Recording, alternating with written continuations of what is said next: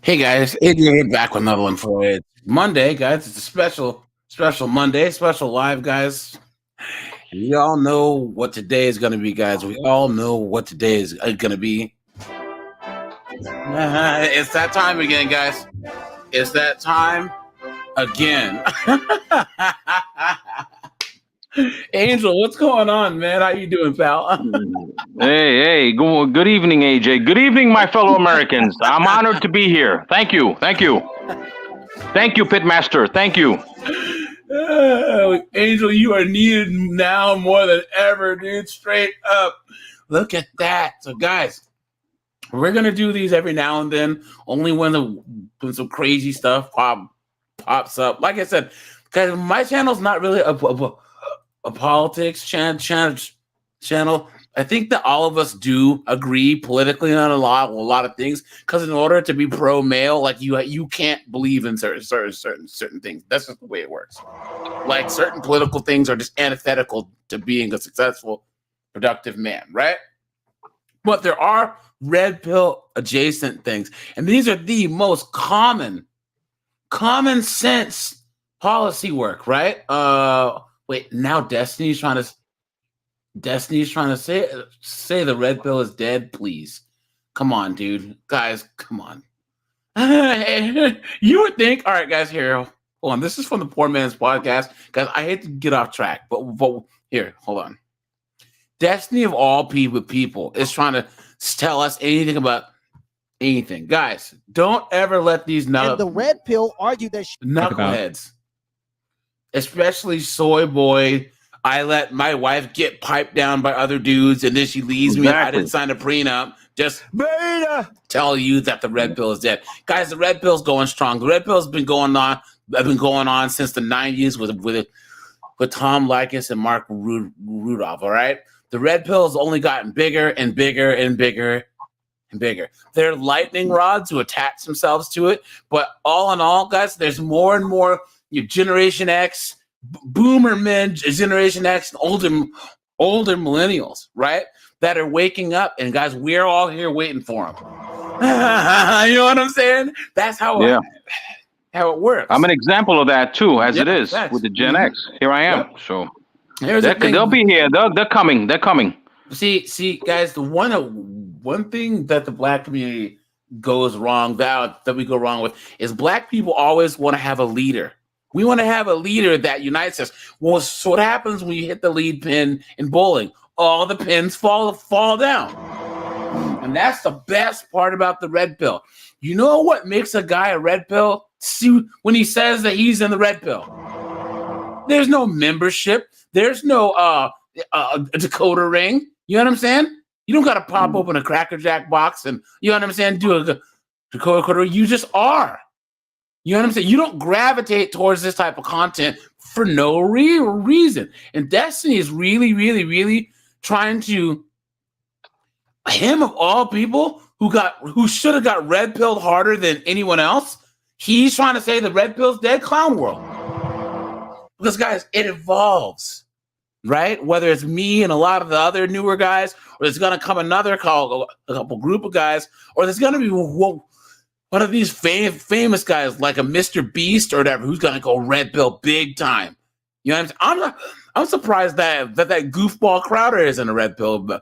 The way he got boned by his wife. You know what I'm saying? Well, here we go, guys. Let's he looks like a dime store Peter Dinklage. Look at that. All right. Peter Dinklage. New York. All right. So let's start in New York, because I know Angel's a New York guy. He's a New Yorker, right? And let's get unfortunately, that is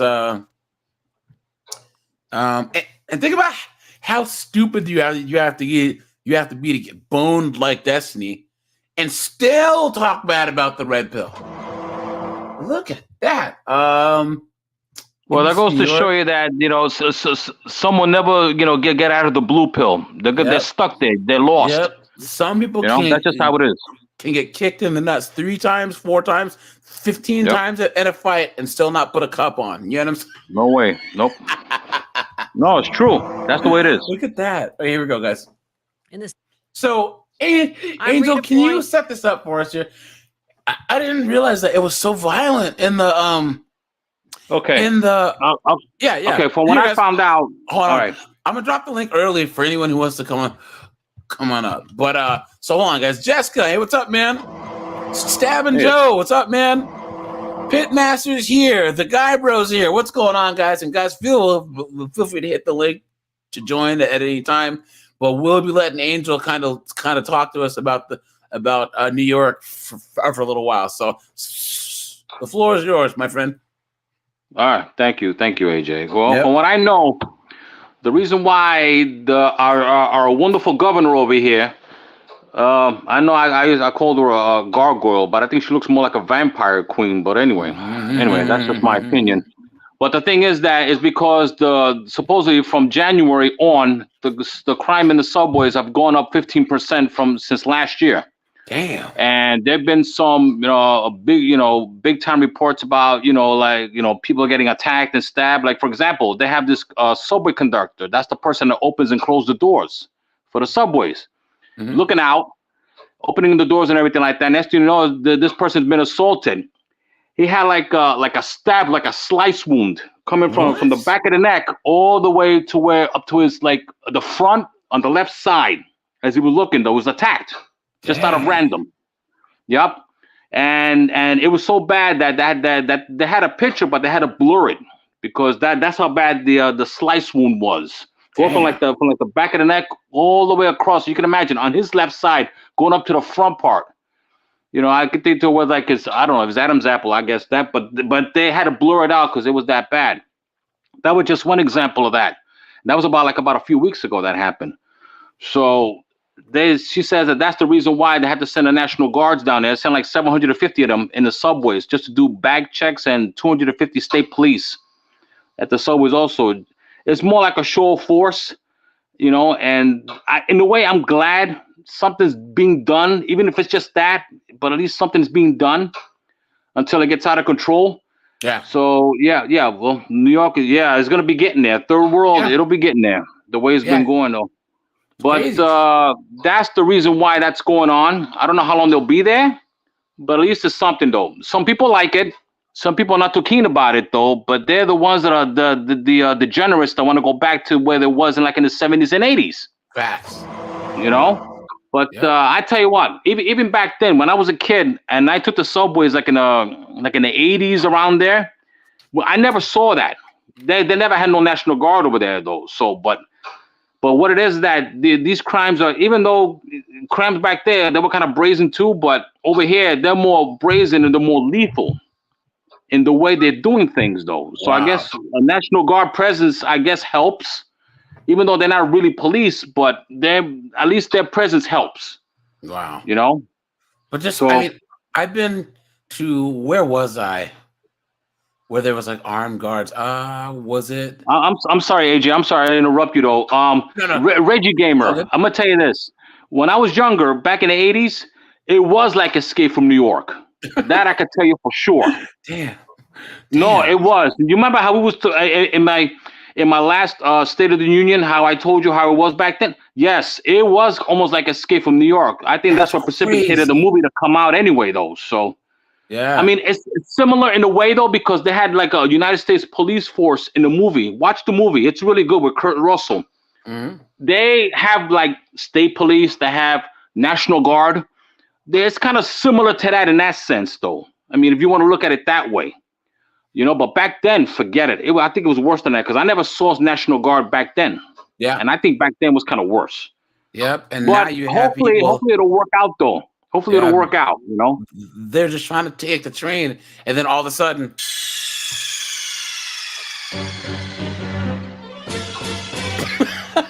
Game over, dude. Game over. I like that. That was pretty good. I like that. That's from Metal Gear Solid, dude. You remember Snake? Oh, okay. Snake? You okay? Snake! Carlos X, David.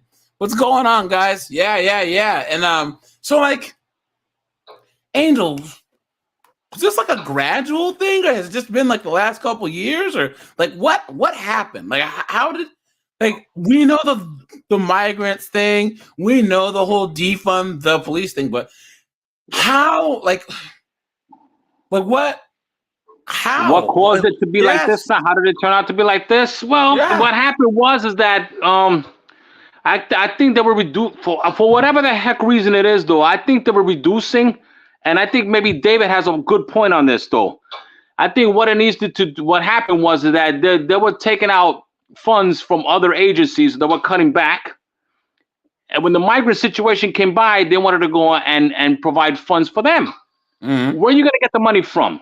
It's not going to fall from the sky. Okay, you have to take it out of somewhere. Unfortunately, this could be the case, but I think it's part of it, though. But I think it's probably a little more than that. I think it's just like, well, there wasn't much of a presence, I say, like it was before, when I guess maybe when Giuliani was there, and then after that, maybe that's what it is. And if that's the case, I'm kind of surprised, though, because this mayor used to be a police captain in Brooklyn. Yeah. So I figured he would know more about that, though. But that would have to be my guess. My guess, it would have to be that. It would have to be either that, or they've been taking funds, or it could be a little bit of both. But I haven't taken the subways since the late '80s. So to be honest, I've been staying away from that since. Even though it was improving, but I've been staying away from that since, because you get some wackos over there that'll do, like, every now and then you hear reports about, like, somebody being pushed in the tracks, like what happened today. There was a report about that too. Really? About some woman being pushed in the tracks. Her boyfriend did it, right? Huh? Let's see, woman pushed. Some woman got and she fell down so bad that they had to amputate both her feet. Because even though when you take the trains, and the trains look like, oh yeah, it's high enough, though, when you get down on the tracks, you're talking about like another 4 or 5 feet. So these trains are really high. They're really tall, these trains. Especially when you get the track level. When you're on the platform, it's a different story, though. They're like, oh yeah, it looks normal, but when you get into the tracks, it's a different story. Yeah, look at that. On CTV News. Let's see. I don't know if that's copyrighted or not. Let's see. What is? I'm trying to find. What you could do is go to I think Fox News with your girlfriend. Yeah. Your girlfriend is there. Fox 5. Here we go. An unbelievably shocking incident underground today as a man pushes a woman onto the tracks into the path of an oncoming train. Police say the crime was far from being random. Fox 5's Jessica Formoso joins us live right now from Lower Manhattan. Dude, hello, nurse. What are saying about the suspect? Hey, Jessica, how you doing? We're coming on the air, police confirming to us that they have a person of interest in custody. And like you said, this was no random attack. This was domestic. The victim, authorities say, knew the person who shoved her. They're saying that it was her partner. The 2 and the 3, that's in Lower Manhattan. See that? Her partner. See that? Okay. Yeah. See that? See how deep that is? That could be like another, maybe about 3, maybe 4 feet. Yeah. So even though people are standing on the platform, see where the yellow line is behind there? That's where the platform is. Wow. Okay? So when the trains come by, the trains may look like, oh yeah, it's normal size and all that. But when you get to the tracks, these trains are tall. They're really high. And that's deep as it is, though. And see that third rail right there? Yeah. You step on that third rail, you might as well just... You are fried. You are fried. Because that's what's used to power the trains. And you need all that power, though. You're talking about what? 7, maybe 8 cars, long cars. So you need all that power to power them, though, man. That you step on that, you're fried. Wow. Look at that. You're fried more than fried fish. On the train tracks at the Fulton Street subway station after a woman was shoved. It happened just before 11 o'clock this morning. Police say it was her boyfriend who pushed her. Oh my God. That's so unfortunate. It should never happen to anyone. I mean, how could someone do that? Really? According to the NYPD, the 29-year-old's victim was arguing with her boyfriend when things quickly got physical. That's when police say he shoved her as a southbound 3 train was approaching. The train didn't stop, striking the woman, trapping her underneath. Guys, there was a thing about and he says 1.21 gigawatts. like There's a lot. I don't know how much there is though, but you get fried. No, but someone I'm subscribed to a lot of Instagram stuff where these like, oh, it's like cars crashing and stuff, and this car like this. It was like in India, and someone fell in front of a train. They didn't show them getting hit, but the train hit, and the first person goes, "Why didn't the train stop?" And all these people were like, "Dude, you're slow, aren't you? You're an idiot. Like these trains can't stop on a dime." You know what I'm saying? No, they can't. Nope. It takes them like a mile. Like the real trains, the actual trains that you see across America. If they hit the brakes, it takes them over a mile and a half to stop. So your stupid self tries to go past the things and go over the railroad tracks, and they always get stuck and get hit. Look at that. Mm-hmm. Witnesses say the woman was screaming, "I don't deserve this. I don't deserve this." That's terrible. Why would you want to do that to a human being? You know, could have done something else, but not throw her onto the train tracks. That's just crazy. The victim was rushed to Bellevue Hospital, where she is listed in stable condition tonight. Damn. However, police sources tell Fox 5, Look, they both gotta of her wash feet the had to gurney be off. amputated. It's really That scary. probably got blood in there. That's really alarming. It's really sad. And immediately after pushing the victim onto the train tracks, the suspect fled the scene. But like I said, police telling us that a person of interest is in police custody Look at this that, hour. dude. As for the victim, she remains in the hospital. Her identity is unknown. We're live Man, at the look Fulton at Street that. station. I'm Jessica Formoso, Fox 5 News. Arthur? Thank Here's you very another much, one. Jets. Police FDNY and NYPD responding to an attack. Yeah, at that's the one. Street subway station Saturday morning, where That's the same one. a 29-year-old woman got into an argument with her boyfriend that turned violent. Investigators say the boyfriend pushed the woman. AJ, Yeah. AJ, I just want to tell you, I don't know, that scene, you saw the conductor, right? Yeah. I don't know if you want to maybe a little bit back though, but if you notice the conductor, usually when the conductor sticks his head out, he usually sticks his like his whole head out. Look how far he's sticking his head out now. Look at that. Okay. You only see like maybe his face, and that's it. What they're supposed to do is stick their head out and look both sides, so that way they could be sure that the passengers go inside, that nobody gets caught in the doors though. If they got to close the door. Now you only see like his face sticking out. He's not taking any chances. Wow. Yeah. Yeah. Yeah. Look at that. Carlos X, there might be some truth to that, but here's the thing that you need to consider. If so commercial real estate and then places like Manhattan and everything, with everyone working from home, guys, commercial real estate and all this other stuff is done for. Okay? Yeah. Companies have to allow telework now, so places like Manhattan, DC, San Francisco are just straight up, I don't want to say being abandoned, but yes, San Francisco is the most abandoned city, meaning the most people have left. But all those people are going to Texas, going to North Carolina, you know what I'm saying? And they're not coming back. So they can do whatever that they want to make real estate cheap. But how are they going to get people? Remember, Manhattan costs a lot because you had to live there to work there. Now these companies, Goldman Sachs and all them, are letting you work from home. So commercial real estate is actually the cheapest it's ever been. So. But also the real estate, the percentage of real estate that's available has increased though. So in other words, you have like about 20%, 30% of real estate space that's not being used. Yeah, that's why a lot of the corporations have been trying to push employees to come back. Yeah. Because some of them are still paying for that, even though it's sitting there idling and all that. Yep. But like you said, well, once this happened with the with the remote work's not going anywhere. No matter what anybody does, remote work is not going anywhere. Yep, it's true. It's here. Once it's here to stay. They're not changing that. Nobody, nothing they could do to change that. Nothing. Look at this. Man, hello, nurse. Oh, wow. Hello, nurse. Oh, yeah. Well, every presidential candidate needs a wife, so, well, I mean, Angel said, how you doing, Dr. Oh, yeah. Oh, yeah. How you doing, mommy? How Yeah. Need your help in finding two people they say were involved in a subway stabbing. This happened in the Bronx.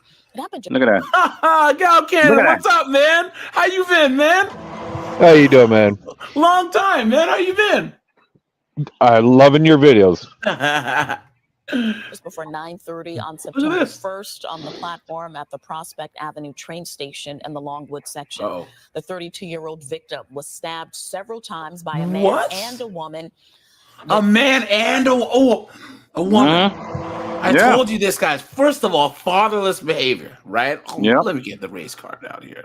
You have right there. Kaboom, right? Guys, women are doing dirt just like men. A lot of it is this Cardi B, City Girl, Glorilla type of stuff where all these girls are out, punching, stabbing, and you know what I'm saying? As much as the boys. It's crazy. They're on a motive for the attack. They're searching to find out what caused this attack. Now, that victim was hospitalized in serious, stable condition. But if you have any information, call Crime Stoppers at number 800-577. Look at that. Look at that. Hold on. There's another one. Okay, this is the National Guard story. I don't think that we finished this. Okay. Nearly 1,000 members of the New York State Police, MTA Police, and MTA National Guard to conduct bag checks in the city's busiest transit stations.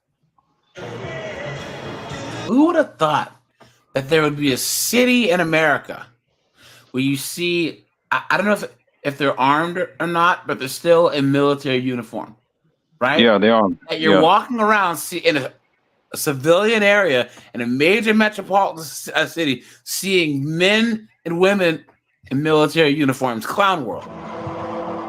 Look at that. Security inspection checkpoint. Now, I don't know, maybe, I don't know what the rules are, right? If you pay, you go past the turnstiles, that's not a public area. So I guess they can search you. You know what I'm saying? Well, what it is that if you got like a bag, doesn't matter. It could be a book bag or whatever kind of bag. You're supposed to go to the desk and they're supposed to check you out. If not, then they could arrest you for that though. Because what they want to do is search the bag. They want to see if you got any kind of weapons though.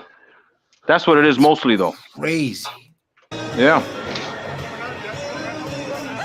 Sorry guys, that's copyright music. Before it gets out, control it, it's unsafe. So I think they should recently, it's been a little unsafe. So I think they should kind of control it before it gets out of hand. Just the way people react to stuff. People just fighting over seats. They could be slashed. The other day they slashed the conductor, and that's not cool. See, told you. People should be going to work, relax, and taking the train. And even our tourists that come over here, they should be safe. Look at that. The guy on the right is a state trooper. Well, are they armed? Hold on, let me see. Oh yeah. Yeah, they're all armed. Yeah. Okay, yeah. So there's armed. Well, at least they don't have assault rifles. You know what I'm saying? But it's just crazy. Well, earlier they did. They did. Yeah, they did. But I think now they reduced it to just handguns. You don't deploy the National Guard without a weapon.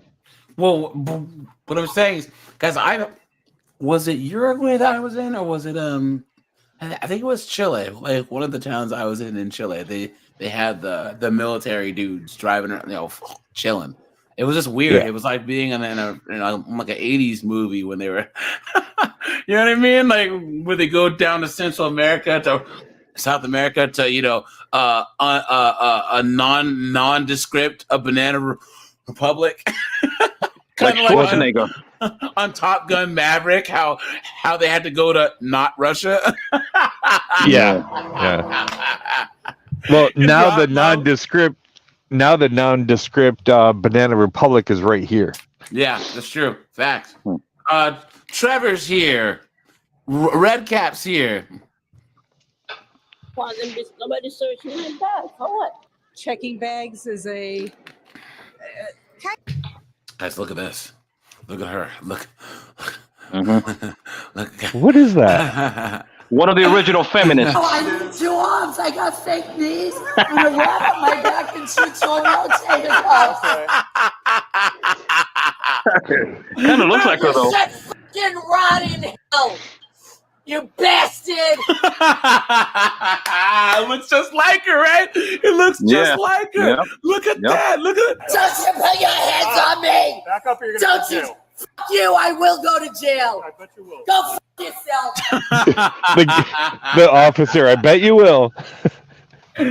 Oh man! I didn't spit at you. Man, relax. You're lucky I didn't kick you in the balls. Don't touch me. That's one of the best videos ever, man. Seriously. Oh man! Going into your property, and I don't approve of that. I don't allow it when I go to Walmart, and I don't know why I would allow it in the MTA. Well, guys, put a 1 if you think that this knucklehead voted for the people that made this happen, that made this situation a thing. If she lives there, she voted for it. Yeah, you know damn well. People like this voted to defund the police, voted to get rid of all the city ordinances, voted to do all this leniency on crime foolishness, right? And now all of the policies get put in place, and they all thought it was a great idea. And guess what? You've been had. You've been hoodwinked, bamboozled, led astray, run amok. Clown world. Absolute clown world. And I don't feel bad for him. You know what I'm saying? You know what? This is what you got to deal with. Sometimes when I'm in a hurry and I have a bag, What is that?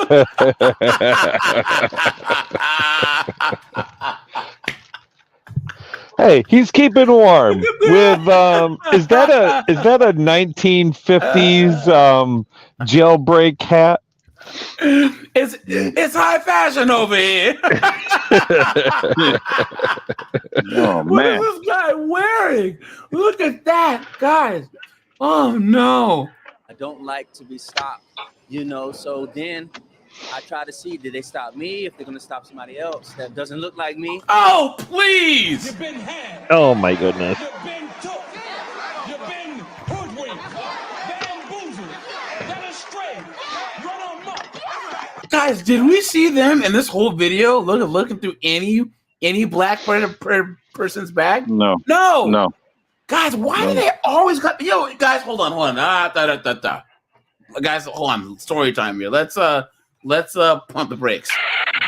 Whoa, pump the brakes. Guys, there is this black woman who goes, okay, I keep telling you guys that the UK and other places have a different racial and ethnic kind of standard and ideals and issues than we have here, because the English are an ethnic group. If you go to England, that's their country. You need to speak English because they've been speaking English there for thousands of years. Their culture is English, just like Scotland, just like Wales, just like Poland, just like China. You know what I'm saying? If you go there, you are a guest in their country. Whereas America, if you move here and you get citizenship, you will be American. But if you go to England, you might be British, but you will never be English. Does that make sense? Yeah. So this knuckleheaded chick, and she's a black woman, and she always goes on like Piers Morgan, and she's so smug and so arrogant about, you all got to tell you about being racist, right? And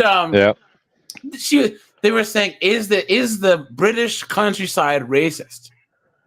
And they have this guy who's a Welshman. He was like, no. He goes, look, we have Indian people who own business here. He goes, there's people that are from other countries tend to want to start businesses out in these rural areas. They bring services from the city because they know it's harder, but they want to corner the market. So he said, we have Indians, we have Pakistanis, we have Chinese, we have Romanians and Africans. It's great.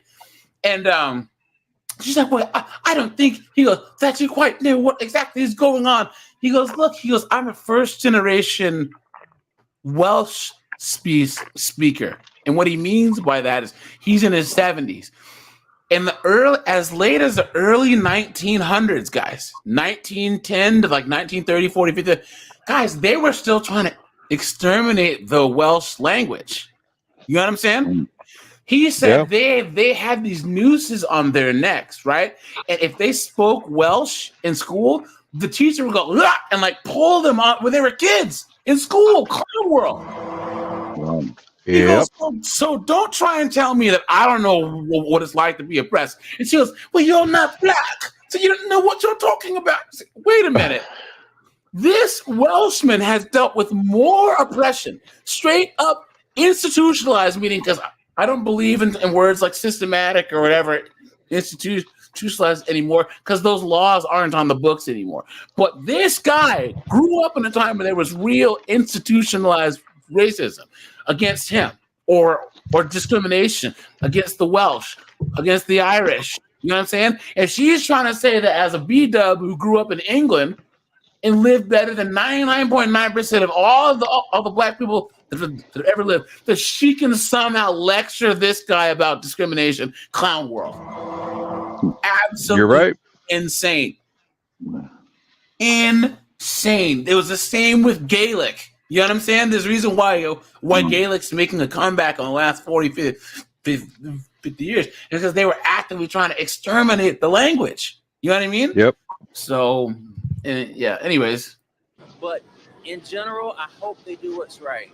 You know, yes, it is random, and we need it. And if you don't have a problem, what's the problem? Just open your bag. You know, we have to do it at the movies anyway. You know, because when you go to the movies, you have to open up your bag to make sure you don't have a firearm so that you don't shoot up the movie theater. I do it all the time, okay? Not a big deal. You know, if you don't have anything to hide, why you can't open up your bag? There you go. Oh, yeah, never mind. I was wrong. Look at this guy. Look at the that. state trooper. Look at that, guys. Look at that.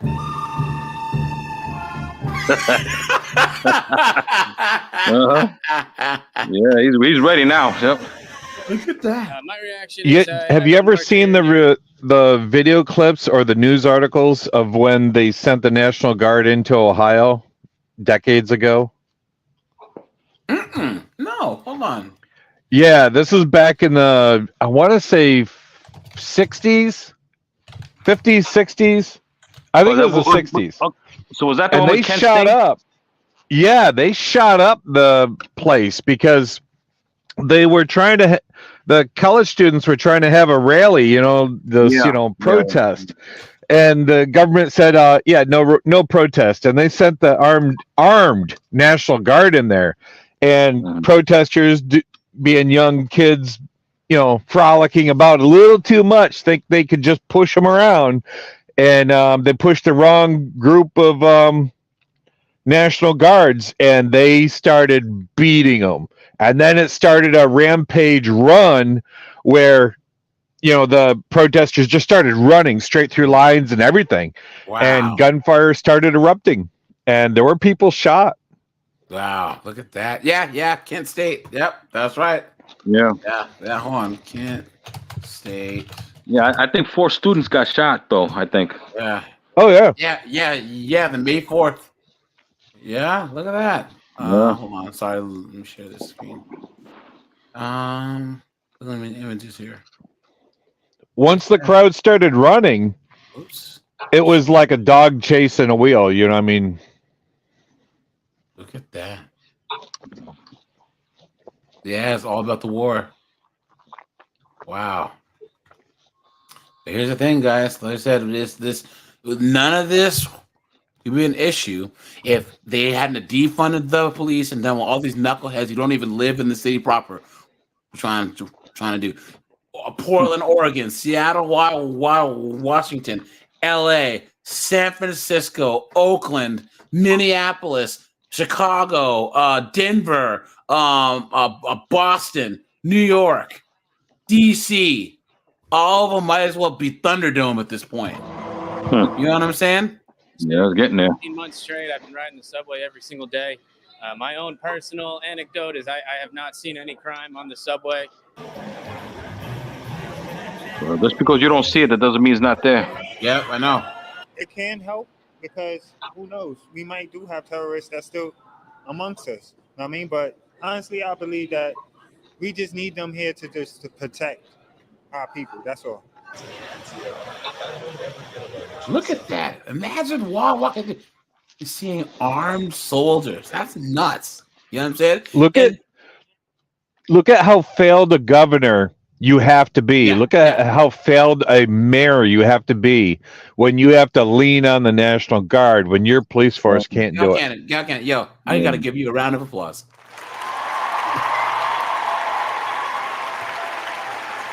You are so right, dude. You are so correct. And guys, make sure to drop a like on the stream. I appreciate that. We're here on a Monday. I appreciate that. Also, thanks to Angel for offering his insight, man. I appreciate that. Yeah, anytime. Thank you. Yeah. Guys, hold on. There was one more case. Here we go. Look at this. This is them cracking down on the people avoiding paying the fares. Look at this. More police officers, Oh, yeah. and even National Guardsmen become That's visible often. in the subways. One specific group of officers is focusing on fare beaters in an attempt to prevent violent crimes. Fox 5's Michelle Ross is live in downtown Brooklyn. And Michelle, you actually rode the subway with the NYPD. What are they saying about this tactic and if it's working or not? Natasha, it is working. Every day, millions of people run the New York subway. Those who don't pay are pursued by the members of the NYPD subway group. These are their stories. That was pretty good. You had me there. That was pretty good. That was pretty good. I thought he pre-recorded it. And they're waiting to see what You guys remember? Hold on. Guys, I'm going back here. Watch. You guys remember Cops, the cartoon? You guys remember? Cops. Roll call. You remember? Dun, dun, dun, dun, dun, dun. Yeah, you remember this, dude? Remember this show? Look at that, man. Look at that, Cops. This was the 80s. And then, I don't know, Angel, this might be past your time. Remember SWAT Cats? And this is more the 90s, right? But Angel, here we go. Cats. Remember Centurions? Oh, remember? yeah, I remember them. Yeah, I remember that. Centurion. Yeah, look at that. I remember dude. them. Yeah. Anyways, this is back when they made toys that were like really good. Like you had to have the right toys so you can all play with your friends, you know? Yeah. Guys, my one friend had the G.I. Joe aircraft carrier. Look at this. I remember that. Aircraft carrier. This. Look at this thing. Hold on. I think I remember that. Yeah. Yeah, I think so. $2,000. Wow. Look at this thing. I think I remember that. Look at that, dude. My friend had one of those. We used to all bring our jets and helicopters and figures because your figures would fit in here. And look at this thing, dude. He had one. And dude, we would literally like stay over. Like we would stay over. We would just play with this thing all weekend. And then of course, when Top Gun came out, we would play the soundtrack and then land planes on the aircraft carrier, dude. Cool. Look at that, man. Danger That's a good zone. childhood. Look at that, man. I mean, we were too poor to get one, but my friend had a. Look at this guy's collection. Look at that. Yeah. Man. Yeah. This is way David better David made a point in the comments. He said you shouldn't use National Guard as police force filler because they're not trained the same. He's true. exactly That's true. right. Yeah. They are No, the that's bat. true. The National Guard, when you call them for anything that's not natural disaster like a hurricane or tornado, if you call them for physical reinforcement, they are the bat. You know, and citizens, you know, when the police department is not the bat, the police department is the one that'll come up, they'll talk to you, they'll want to see what's going on, you know, they'll, escalate in a real low tone. The National Guard is not trained that way. If you They're want to trained. see example of why you don't call in the National Guard. You remember First Blood, where they call in the National Guard? Yeah. And Yeah.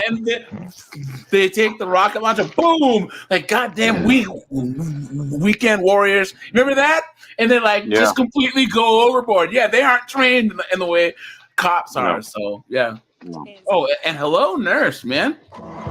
Man, you guys in New York. But it's not necessarily fare evasion that the NYPD is targeting.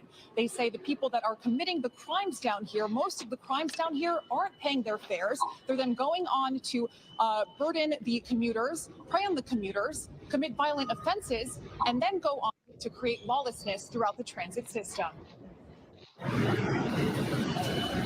One after another after another.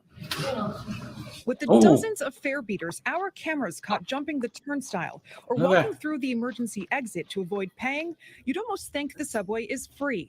But not paying still comes at a cost. They jumped the fare and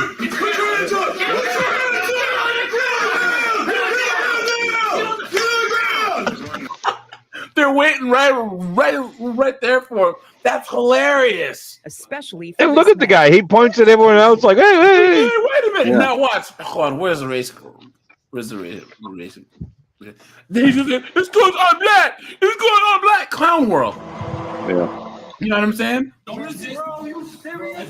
Plainclothes officers arrest him at the Utica Avenue station after saying he had a bench warrant for a robbery in Queens in Look November. at that. The NYPD is on the lookout for fare evaders because they say it prevents violent crimes from happening. The city has bigger fish to fry when it comes to, fare evasion and fare beaters. Right. This particularly goes beyond that. Right.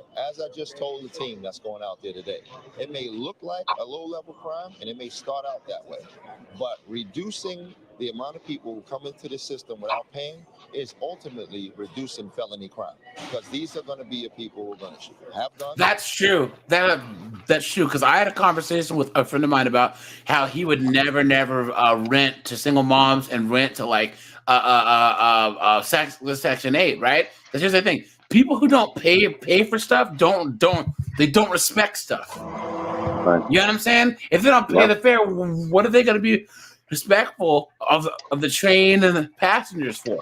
If people aren't paying for housing, they're just going to trash the place. You know what I'm saying?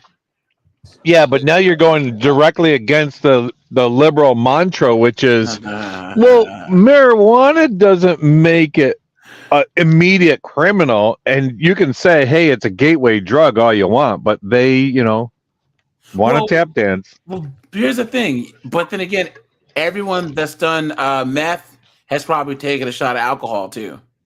You know what I'm saying? So if you say marijuana is a gateway drug, you have to say alcohol and cigarettes are too. You know what I'm saying? So is just be consistent. You know what I'm saying? Because here's the thing, and this is going to be a great segue here soon about when Oregon and all these knuckleheads decriminalize drugs. Guys, the dumbest thing I've ever heard is decriminalizing all drugs. That's the stupidest thing I've ever heard. You don't have to graduate from first grade to even understand that that's a stupid idea. Because guys, pot, whatever. Like I don't smoke pot. It gives me bad headaches. I don't. But growing up in Washington State, everyone did fine. But meth, oxys, guys, violence and addiction come with those drugs. Yep. Well, you keyed on to what I was just going to say, which was it's not so much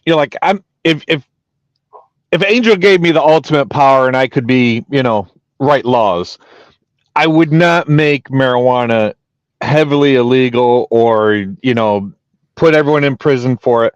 What I would track is addiction to the point where you no longer have self-control. If you're the person that has 1 or 3 beers when they want, but they don't have to, you're fine. But when you're hooked on it, I don't care what it is. Yeah. Once you're hooked on it and you got that addiction level, you're a threat to yourself. Well, but here's the thing that people don't understand, guys.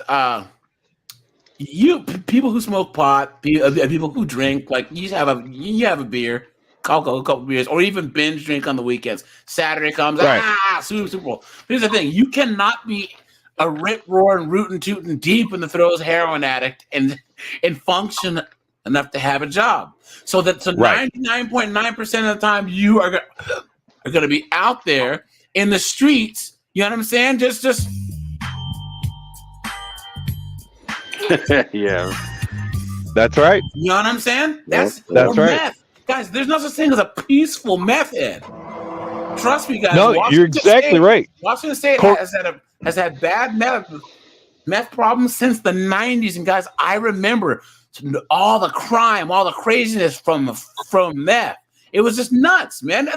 Guys, right now in Oregon, PCP is legal. And we all saw what PCP does. You know what I'm saying? I got a question for you, AJ. Yeah.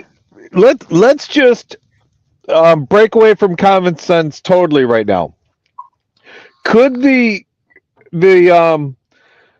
liberals be thinking, hey, if we legalize the worst drugs, they will take themselves to a different plane than where we are, and we don't have to deal with them?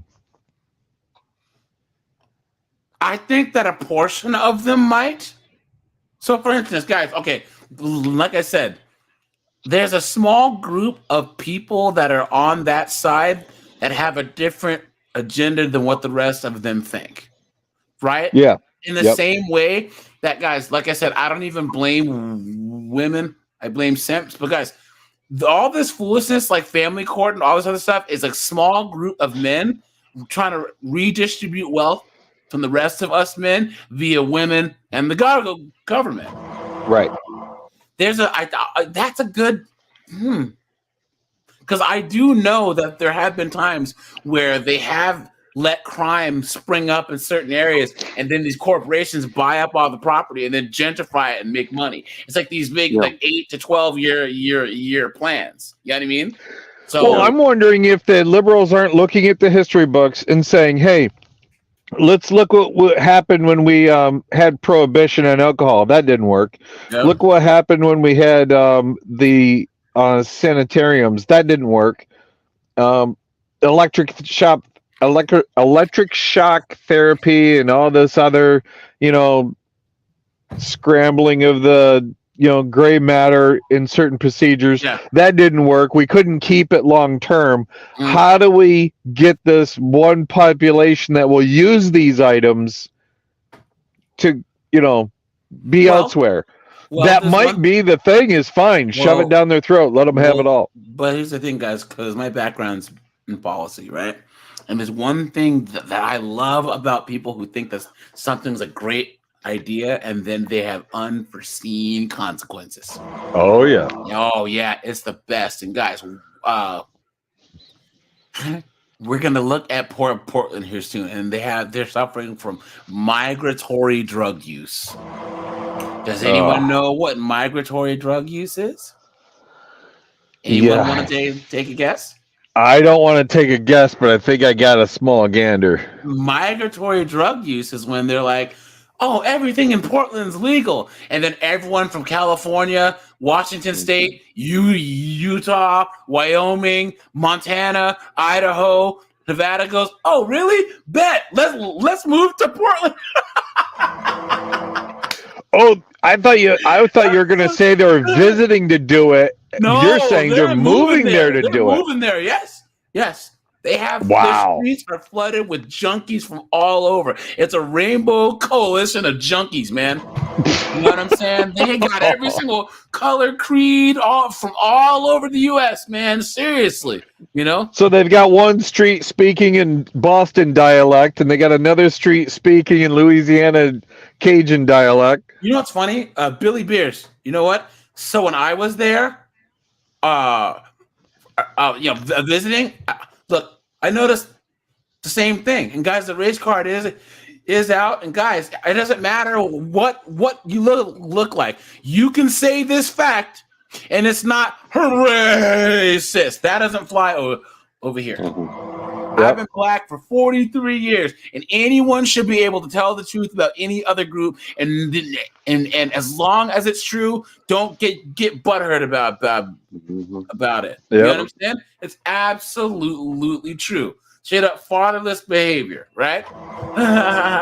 Knives. They're going to push people on the tracks. They're looking for transit recidivists, those who repeatedly commit crimes in the transit system. And chances are the NYPD Oh, says, guys, I might do a video on this because I have a couple. Dante, hey, what's up, man? To me, the most insidious addiction that no one talks about. Well, there's two. Number one is food, obviously. Like a lot of Americans are addicted to food. And number two is gambling. Guys, gambling addiction's off the charts now. And people do not talk about it. They have their phones now. They can gamble. Real money. They can gamble, man. Poker. They can play blackjack. They can do slot machines on their phones. You got young women and young men that are just completely destroyed by gambling. It's crazy.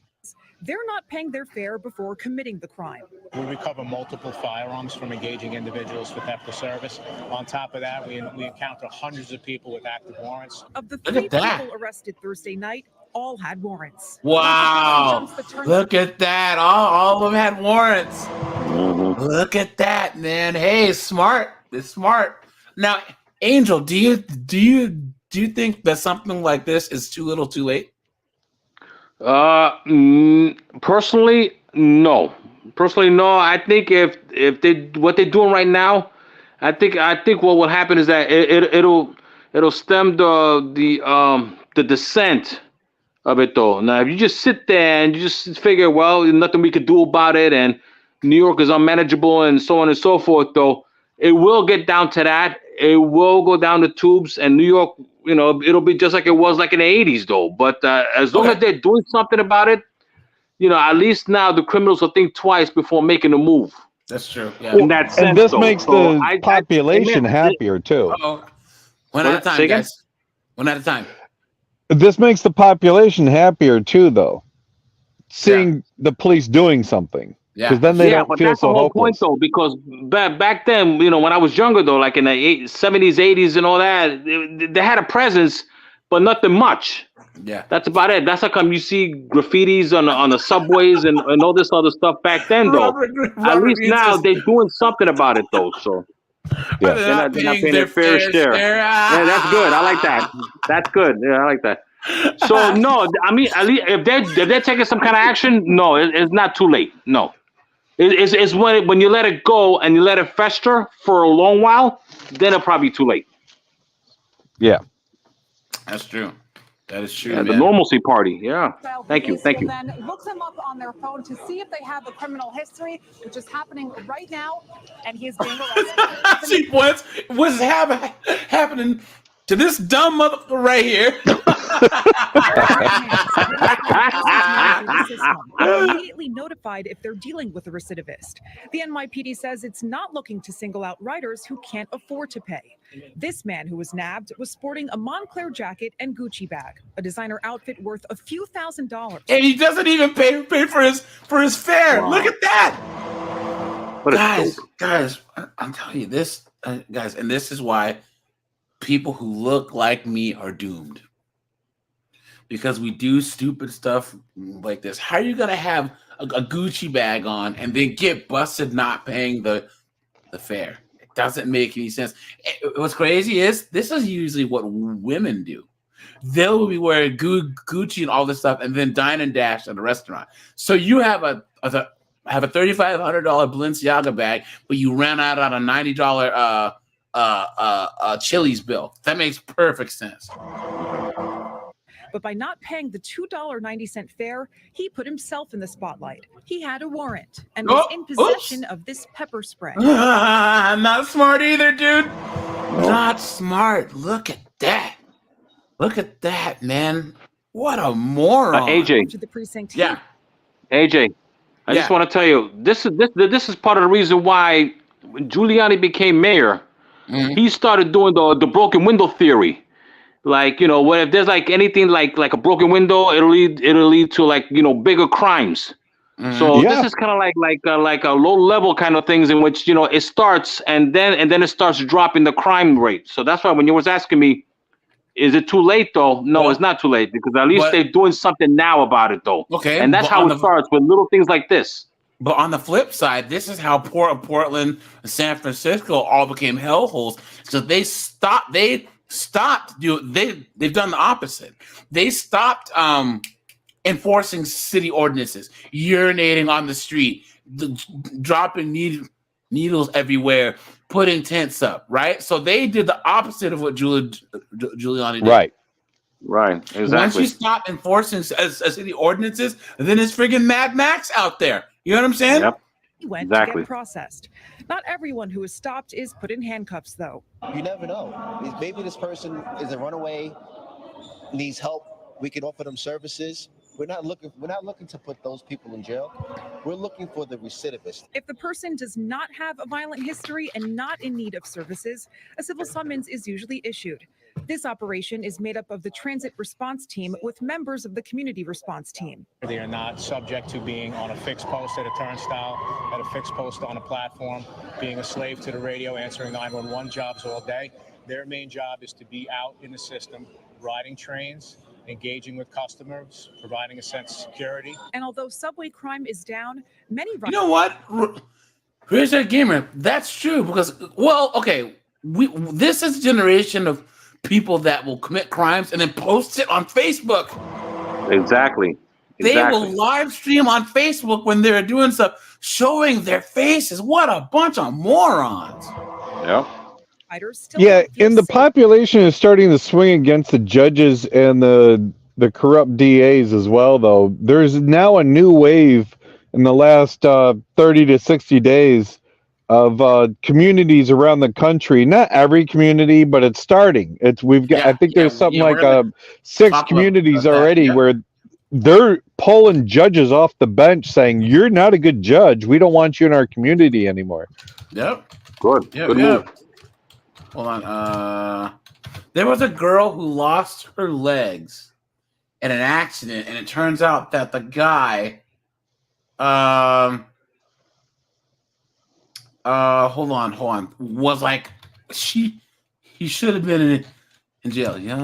Hold on, girl loses legs, car accident, arrest.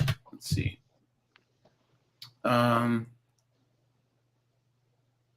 Here it is. Well, from the horrific car crash that took both of her legs to her incredible, inspiring recovery, the story of Janae Edmondson is one we followed closely this past year. The incident happened in St. Louis, and today that is where the trial began for the man accused of hitting the Smyrna teen with his car. Our Hunter Hoagland as well has followed this story since it first broke, and tonight an update on the trial. What a mess. During opening statements, prosecutors told jurors that toxicology results revealed the driver, Daniel Riley, had multiple drugs in his system the night of the crash. Today, the now 18-year-old Janae Edmondson saw the man who changed her life forever for the first time. And in an emotional testimony, her dad took the stand, saying he thought his daughter was going to die. Whoa, look at that. Video of the car crash that severed the star volleyball player's legs shown for the first time in front of jurors. Look at that. Flick of an eye, another car come out the other side, and it was a collision, just a loud collision. Janae Edmondson's dad, James, taking the stand today, describing that night last February. Her family was in St. Louis for a volleyball tournament when police say this man, 21-year-old Daniel Riley, came barreling down the road, hitting Janae. At that time, I heard Janae screaming, and I looked down at her, and she was yelling, "Dad, I can't feel my legs. I can't feel my legs." Prosecutors in court today arguing that Riley was driving 20 miles per hour over the speed limit after running a yield sign at an intersection and hitting another car. He had a long... Wrapped around a leg like that. Janae's dad telling jurors he used a tourniquet until first responders could get. Look at that. Can you imagine? No, he had a long record of doing all types of foolishness. He had THC, codeine, and fentanyl in his system. And, yeah, but he had all kinds of offenses. And they kept letting him out, and letting him out, and letting him out, and letting him out. It was BS, man. You know what I'm saying? It happens. There was another case of this that happens to, let me see. Repeat.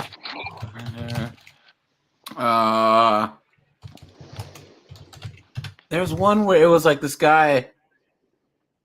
Was it Baltimore? Yeah, there's been cases of these DAs just letting these people out, and then what happens is that they end up doing some craziness. I think it was Oakland. Oakland, it was. Let me see, Oakland, and we'll talk about Oakland too. Here it is. Charged with it. By the way, so guys, let's transition into Oregon. Okay, let's look at Oregon. Watch. Oregon decriminalizes drugs. Look at this. Look at this. This is Reuters, so we can't look at this. This is CBS. Look at this. Where's the local news? Here we go.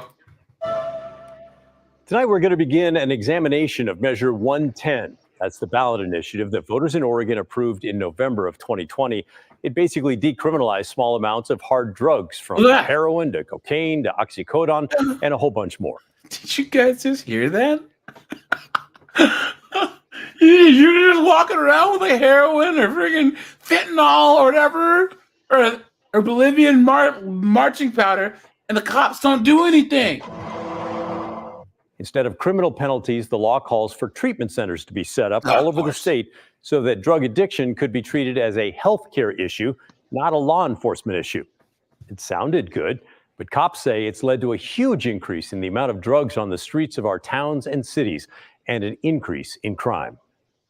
We are riding along with Sergeant Matt Ferguson, leader of the Special Intelligence Unit of the Multnomah County Sheriff's Office. We're inside his undercover police vehicle. He's the leader of the Sheriff Department's Special Investigations Unit. He and his team have partnered with Portland Police to run surveillance on a motel in Northeast Portland. It's been a constant source of complaints ranging from assaults to prostitution to drug dealing. And drug dealing is the kind of what's driving the complaints there. We're staying a few blocks away as the team works the parking lot. That gold Honda in the lot behind Lake Burkine would probably be a good car to stop if it trips. White male driver. A bit later, the team spotted and stopped a different car that they recognized from earlier drug activity nearby. Ferguson said it is obvious who belongs and who does not. They're not associated with the hotel at all. And that's where we see some of the drug dealing happening, where we see like prostitution. So those are all kind of telltale things that we'll look for. And a lot of the hotels, like they're trying to do their best to combat this, and they'll tell us like those people are trespassed, they're not allowed to be in our lot, you can't just hang out in here. And so I don't remember, I think that's the first plate they ran when we got in, and the plate didn't come back to any vehicle specifically. So what we'll see a lot of times is switch plates that don't belong to that vehicle. Robert Greene, yep. Shocker. You mean you get more?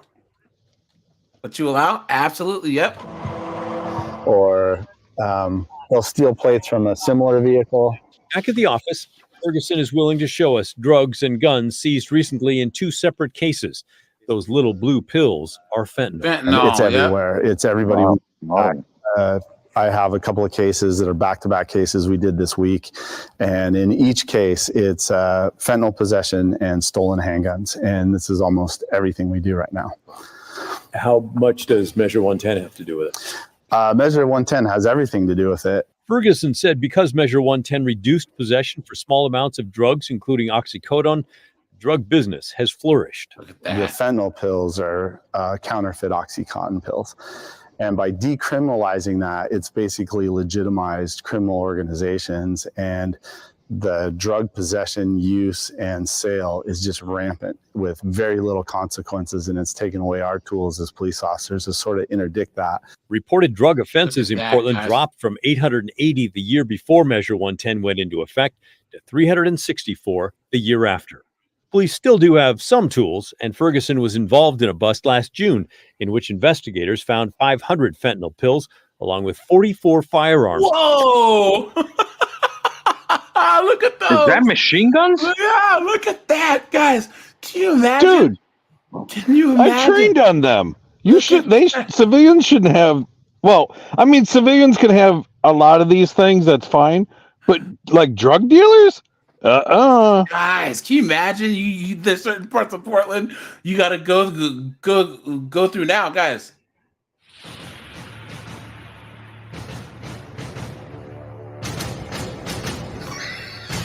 Seems that way. Machine guns. I can't believe that. Look at that. Look at a Tommy gun there. You got an M60. Look at that. Wait a minute, AJ. This doesn't make any sense. Drug dealers really have no use for weaponry like that. I wonder if it's the. Have you heard these stories where the FBI or CIA will find some knucklehead and he says or he says something a little crazy, and so they encourage the person, and they actually will sponsor and give that person money to then go buy these weapons. Have you heard those?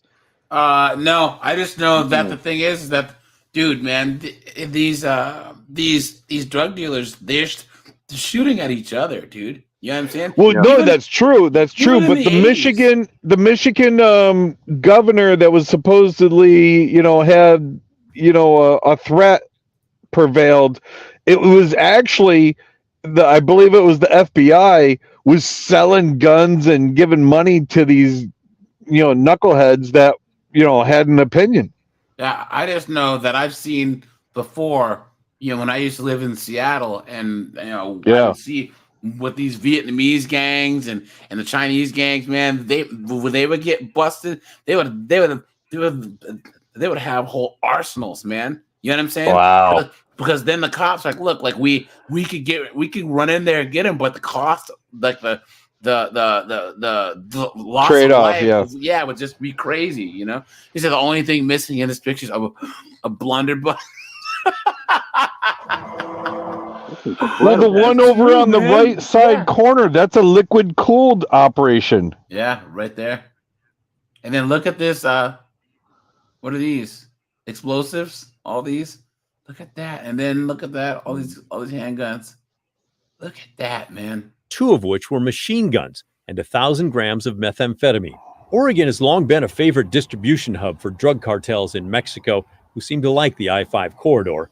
It's possible that the passage of Measure 110 came at the same time that cartels were increasing their distribution of fentanyl, making it easier for users and dealers in Oregon. 2 months ago, the DEA took down a ring of 12 people accused of importing counterfeit oxycodone pills containing fentanyl from Mexico to California, then Oregon. Wow. This is some of what they seized: 115,000 fentanyl pills, 41 pounds of meth, 57 pounds of heroin. Also in March, several agencies led by Homeland Security seized 150,000 fentanyl pills and 20 pounds of suspected bulk fentanyl. Jeez. That's the largest. You know who else has it bad? Is Phoenix, Arizona, because it's one of the main places where it comes in. They're seizing tons and tons of fentanyl pills and it's not even denting the cartels. You know what I'm saying? Have you heard about the farmers and ranchers? Have you heard about the farmers and ranchers up in Montana, North Dakota with the gangs? The gangs are taking over, like there'll be some ranch that has like 5,000 acres, right? And they've got their cattle out there doing what they do. Well, the gang will come up and create a hub, and the rancher goes out there to say like, hey, this is my property. You can't be here. And they point a bunch of weapons at him like, you can go away now. Yeah, seriously. In Oregon history, fentanyl is a lot easier to produce. It's a lot easier to ship because heroin has a very distinct smell. It's expensive. It's hard to make.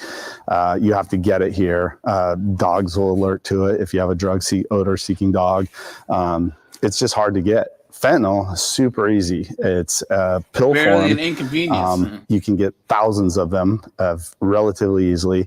They sell for as little as $3 a pill, and heroin is as much as $100 a gram. So if I'm a user, which Portland has this massive user base, fentanyl is just the way to go. It's just a better business model for the cartel. Later in the afternoon, during the stakeout, another car left that investigators wanted to stop as the main cars tried to catch the driver we tailed along. This guy's not going to stop. He came here, he got his dope, and he left. So I don't think we're going to have a chance to stop him. In the end, the driver got away. There's- Ferguson and let his him get team away. will watch for him another day. In the meantime, he wants you to know the streets are getting more dangerous. We've seen more guns than we've ever seen in our investigations. Almost everybody is armed, and I think that's tantamount to what we're finding in our investigations is criminal organizations are robbing other criminal organizations, and that's kind of our big push right now is trying to stop that gun violence and the drug violence that goes with it, because they are hand in hand. It's not one or Look at the that other. gun up there. It's That not looks like an related old to the Maxim pandemic. gun. It's not related Yeah. to It's like in COVID. World War It's One. because we have Yeah, a it is. criminal environment. Yeah, and look at this, Are you guys. kidding me? That's Look. a World War. Yeah, it's in the right upper. Incredible. Look. That Can't believe Walmart that. is pulling its last 2 stores out of Portland, and the move is now getting Wal- national. it's so bad Walmart's leaving, guys. Oh wow. Well, no. Anonymity. No. The chemicals China. go from China to Mexico. The cartels mix the stuff and then ship it up here. Correct. You know what I'm saying? Correct. So National attention. Yesterday, Governor Greg Abbott tweeted about it, saying in part, quote, "This is what happens." like what Greg Abbott said. Greg Abbott is the beast. Look at that, dude. Look at that, man. Refuse to enforce the rule of law. It allows the mob to take over. Businesses can't operate in that environment and people can't live in it. Yep. Even though Walmart told Fox 12 last week there is no single reason for closing down the store. Oh, please, guys. You've been had. You've been took. You've been hoodwinked. Bamboozled. Led astray. Run amok. Come on, man. Come on. Fox 12's Connor McCarthy spoke with a business owner who says rampant crime sealed Walmart's fate and has reaction from the city commissioner tonight. L'Oreal businesses that I spoke with here on Southeast 82nd Avenue say that crime is dictating the future of this neighborhood. And when business owners heard that Walmart was closing, even though the company says for financial reasons, they interpreted that as an increase in crime, like shoplifting. Yep. It's a neighborhood in Southeast Portland that business owner Daryl Hansen says has seen better days. The whole 82nd's changed, in the last 20 years, especially the last 10 years. It's really gone down there in 5 years. Each year it keeps going down and down. And Yep. down. More crime, more garbage, more homeless people, more drugs, and there's nobody wants. Well, we should defund the police, guys. We have to understand everyone's story. Forgive them, Lord. They know not what they do. Yeah, Wow. send out the counselors instead. That's going to change a lot. Yes, so they can get shot. Yeah, that makes perfect sense. To help. Daryl has owned and worked out of his muffler shop on Southeast 82nd Avenue near the Eastport Plaza for nearly 40 years. Hearing Walmart is pulling out of his neighborhood a few blocks away isn't a shock to him. It hurts this community right here when they leave. A lot of people depended on that story. He blames Walmart's exit on the out-of-control crime in the area. He says he's watched businesses close and friends leave Southeast 82nd Avenue for similar reasons. I have a lot of friends. I've had friends I deal with before. They said, "No, we're leaving Portland." They've left. Well, he could move his business down to Tennessee or, one of these other thriving communities. Police crime data between January 2022 and Here we go. 2023. Look at there this. were 147 burglaries, 634 personal In his property neighborhood. thefts, And this is what was reported. 424 car thefts, Jeez. robberies, and 3 Yeah, what was stolen reported? offenses. Keep in mind, this is just what's been reported to Portland police. There you go. Take a look at this U.S. Post Office on the north side of the Eastport Plaza. They near had the Walmart. wall of the post Every office. window is broken with I thought it was closed. damage, and neighbors say it's been like this for weeks. Basically Oh, going wow. through hell, and we're going through a really sad times that we have no support, no backup. Portland City Commissioner Renee Gonzalez represents the Lentz neighborhood of Portland. He sent Fox 12 this statement saying, quote, "While it's critical to support local small businesses, big box retailers offer an affordable option for working class families throughout the city, including East Portland. Rising crime and an inhospitable business climate have been too tough on Portland businesses, and we need to work harder and smarter as a city to keep employers Which and means shopping what, options. dude? All right. Walmart closed. So Well, watch. everybody knows So- that though, but what are they going to do? So guys, look at this, and we'll look at. Okay, so this is Oh, damn! Sorry. Okay. Shit. Okay. Here we go. So look at this. Oregon lawmakers have voted to roll back the state's drug decriminalization measure, which is hailed as a pioneering approach to addiction, but faces intense backlash as communities grapple with surges in fentanyl use and overdoses. So the Oregon Senate Friday voted again to make possession of minor drugs a misdemeanor. 21-8 vote came. Oregon's troubled implementation of Measure 10 has elicited intense debates over drug policy, public safety, and justice, and so division among community members, activists, and political leaders, and a state controlled by Democrats. None of these knuckleheads live in the city proper. Watch. Look at that. Now, Was it this Friday? I believe so. It wasn't too long. Or in the last 30 days? Yeah, this article was March 1st. So Okay. it was a while ago. Tension over Measure 110 approved by voters more than 3 years ago reflected wider politically charged questions about the role of law enforcement and courts and the nation's drug crisis. Unfortunately, in the history of drug policy, Oregon's Measure 110 will go down in the lessons learned rather than lasting innovation, says Brandon Del Pozo, a Brown University drug policy researcher that spent more than 2 decades as a police officer. Guys, how can you be a police officer for that long and be beta? You know what I'm saying? And guys, hold on. Let me look at one thing here. I know that hold on. Vancouver, BC drugs. They did the same. Is CBC copyright? I don't think so, because it's public broadcasting, right? Let's see. Maybe I can find an article. Let's see. Vancouver, BC drug decriminalization. Okay, so this is 2023. Oh, here we go. The Vancouver Sun. Here we go. The same thing here, guys. You ready for this? Canada did the same thing. Lifesaver or failure. BC's decriminalization of drugs 1 year later.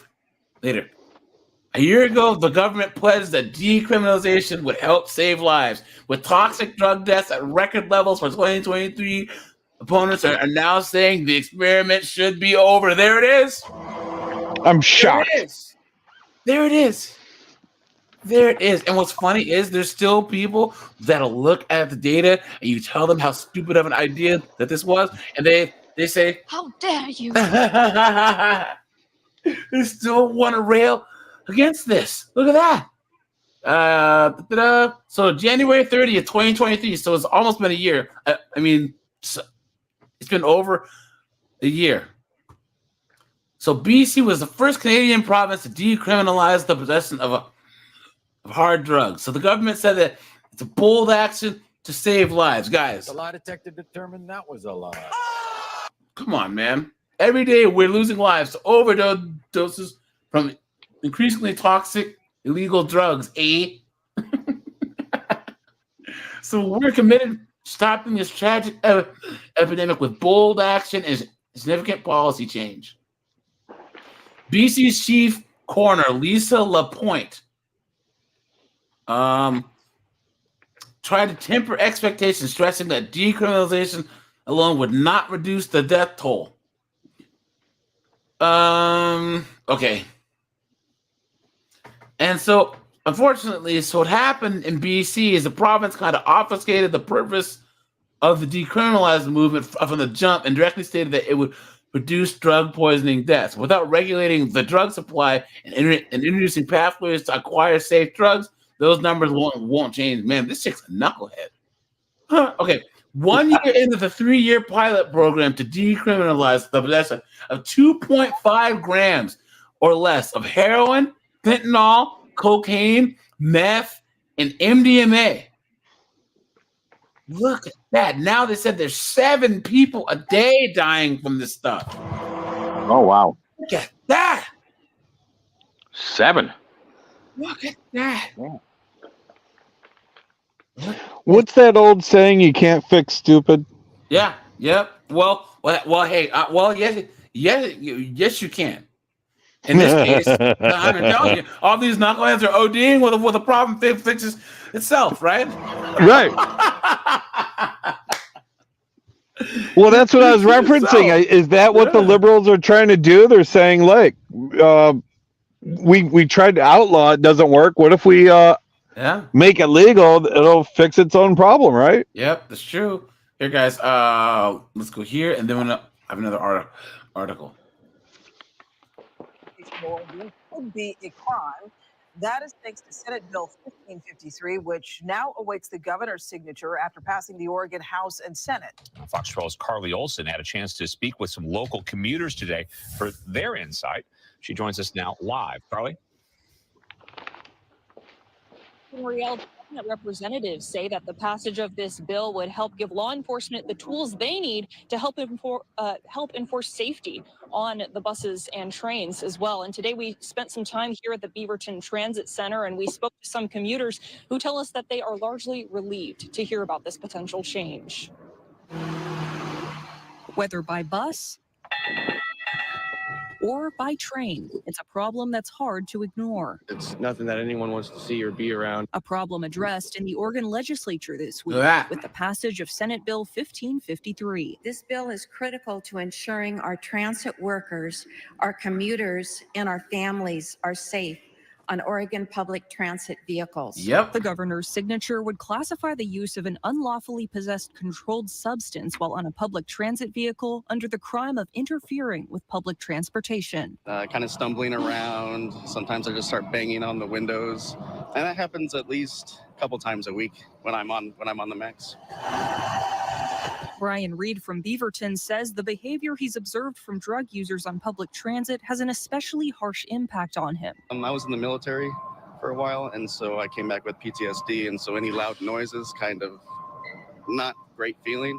So when people start on the windows like really loud or banging chairs or banging the seats, it definitely puts me in a not great state of mind. For Wyatt Cyphers, who recently moved from Alaska, witnessing the open use of drugs has been a shock in general, but especially during his commute. Especially with the large amount of addicts that there are in the area, it's not a good thing for especially the guys that are trying to recover. TriMet shared a statement with Fox 12 saying in part that the bill is an important step in our ongoing work to make transit safer despite the precipitous increase in the public consumption of illicit drugs in our region. AJ, I'm a little confused. University of Washington study. Yeah. So if I was to do that on public transit, I'm arrested. But if I step 5 feet away, I'm allowed to do it. You can do it. Yep. Look at that. Yep. What part of sanity is that? I don't know. Holy. Well, they're trying to save face, right? And instead of here, look. Yeah, I guess so. Let's see. Instead of statewide, they're just saying, well, just these select areas. Look, Oregon's new drug penalties would mean surge in convictions, jail sentence state estimates. States show how 1,333 people will be convicted of drug possession. 533 could go to jail every year under the new House Bill 4002.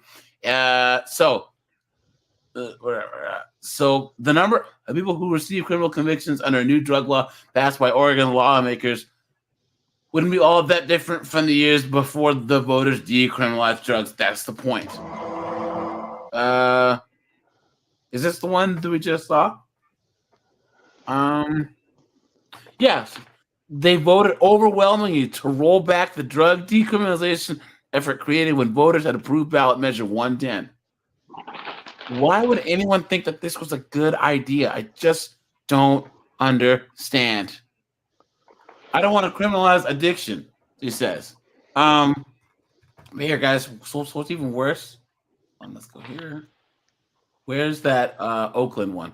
Guys, Oakland's trying to recall their mayor because she's such a knucklehead. Oakland crime problem, right? And Oakland was at an all-time low. Watch this.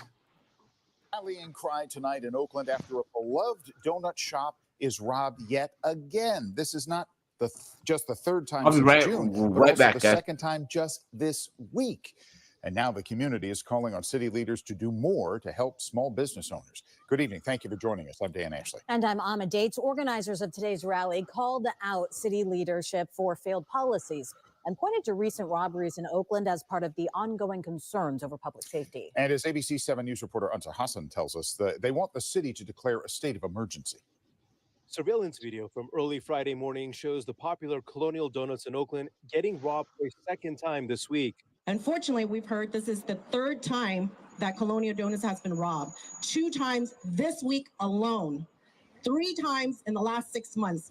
This is unacceptable. No more crime! No more crime! A coalition of community groups rallied in front of Colonial Donuts. They blame failed leadership and failed policies for rising crime. We are not safe, and it's because of policy. Not COVID, not economy, not late-stage capitalism. Policy. Because otherwise, these things will be happening in Berkeley with the same frequency as they're happening in Oakland. Among the changes they want, bringing in more county and state resources, hiring a police chief, and hiring enough police officers to be proportionate to this. Guys, what percentage of these knuckleheads do you think had building lesbians mansions signs on their lawns? You know what I'm saying? Yeah, Honestly. really. Yep. His population and calling for a state Look of at this. emergency. Shanghai, Nikki Bass, we need a state of emergency. We got to stop the robbing of the community and the business community. Oakland city leaders counter by saying crime is trending downwards. The addition of foot patrol officers, having CHP help with traffic mitigation, and the introduction of the mobile command center in the Fruitville district, they argue as evidence of progress. In a statement to ABC 7 News, Mayor Sheng Tao writes, Oakland has more police officers, safety ambassadors, and violence prevention teams on our streets than any time in the past 2 years.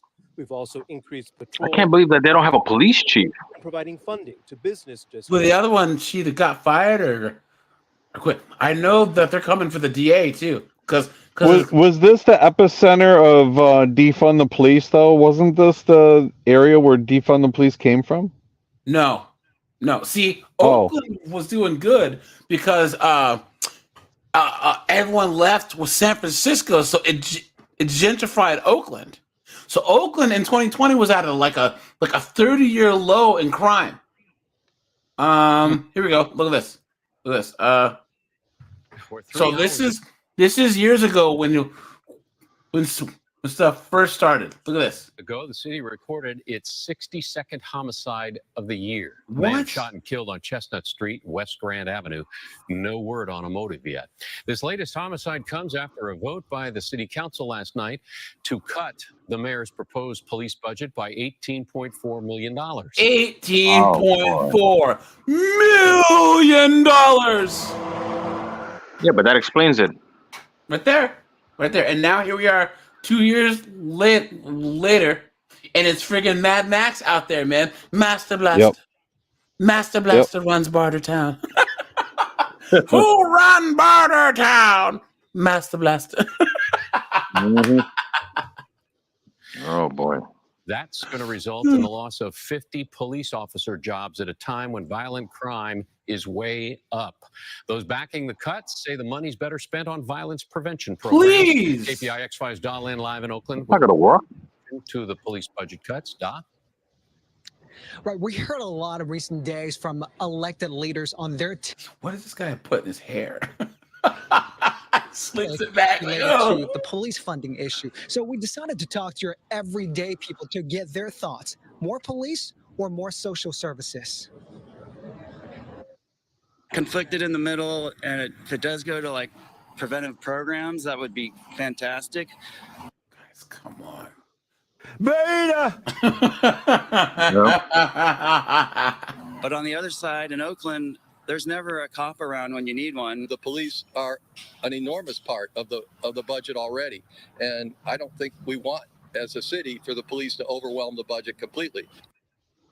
How can they say that? I don't understand that. Why would they say that? Well, he's probably singing a different tune now. Funding to social programs. Oh, I'm willing man. to take a chance and maybe even put some more money into some of those other programs. Don't really want to see the police defunded because the police are beyond busy. Let's give her a round of applause. Yeah. Unbelievable. The farther east you go, especially in deep East Oakland, where most of the homicides and shootings have taken place, many people complain there aren't enough officers. We need more police in Oakland. So often, I did not move from Africa. I did not come from a war-torn country to come to Auckland, where there is war. Where it's more dangerous than back home. people pulling in to the cars, homes. So no, I disagree with defunding the police. At the Foothill Square Shopping Center. What do you notice, guys? That most of the people that disagree with defunding the police are foreigners. You know what I'm saying? Yeah. Look at that. Many people say they're fed up with the gun violence. I understand why people want to defund the police. They think the police are violent, but who's going to save us? Yep. When we need to call them. A lot of people just do not feel safe because we need police in the community. What is that black people saying that we need the police? You don't say. Isn't it funny how you always see like white chicks defund the police, and then all the black people? There was actually a news segment where they went into like Harlem and all these places, and all the black people were like, "Oh, we need the cops," and then they went to like the white neighborhoods. We need to defund the police. You know what I'm saying? Need to work with the police in order to help curb some of this violence.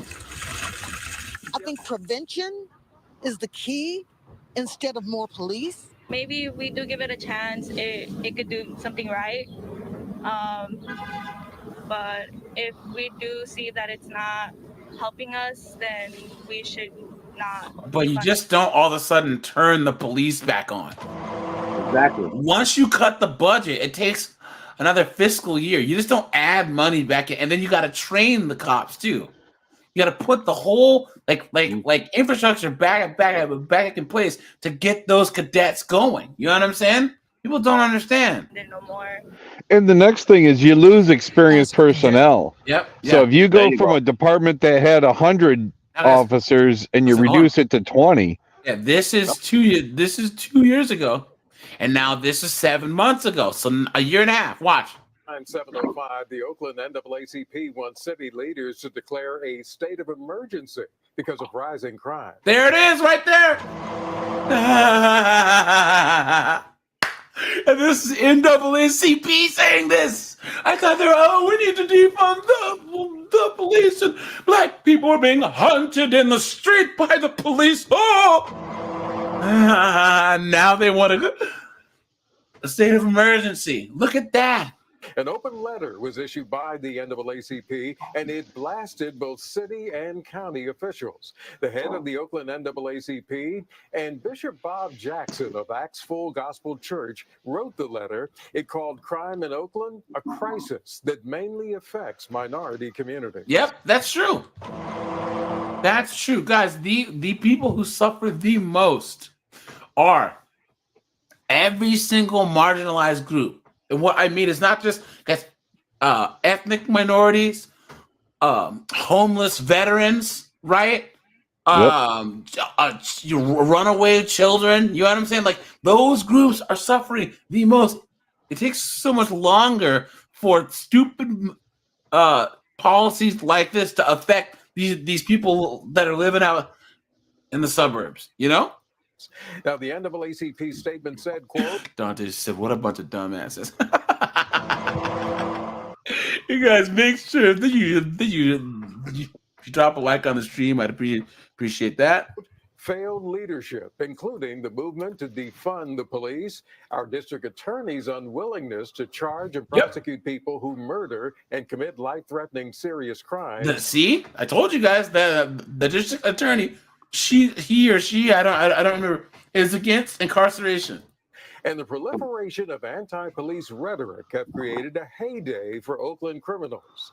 Now, you can read the entire statement on our website, ktvu.com. Look at that. Look at Wow. that. Guys, you want to go to San Francisco? Let's just go really quick. Guys, watch where you're stepping because there's a whole... Oh, here it is. Wait, this is the police chief. He got fired by the mayor. Hold on. The former police chief of Oakland is defending his performance, saying his firing today is wrong and that it was unfair. Oakland Mayor Sheng Tao announced her decision today, terminating LaRon Armstrong without cause, following reports his department did not properly investigate misconduct. KTVU's Amber Lee live tonight in Oakland with today's decision and really what this means moving forward. Amber?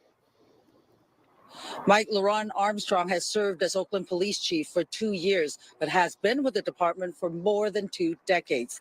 In a written statement, he says he was deeply disappointed in the mayor's decision. I have decided to separate from Chief LaRon Armstrong. From likely to end in May if it is in full. Anyways, let's San Francisco. Here we go. No, what we Oh wait, no, this is Oakland again. Frustrated and angry tonight, hundreds of guys. This was 7 months ago. Also, yeah. People demanding Oakland city officials do better to address their crime and safety concerns. It has gotten out of hand. I've been here 23 years. I've never seen anything like this. Now, mind you, guys, you remember Oakland during kind of the crack era had some issues, the 80s and the early 90s. These people are saying it's just as crazy, if not worse. We need to do better as a community. And good evening, everyone. I'm Mike Meebeck. And I'm Julie Hayner. Alameda County District Attorney Pamela Price was joined by Oakland Police. Man, pre-wall, Julie Hayner probably looked pretty good. Now she's got the turkey neck. Go. They're going straight to her belly button. Oh, yeah, facts.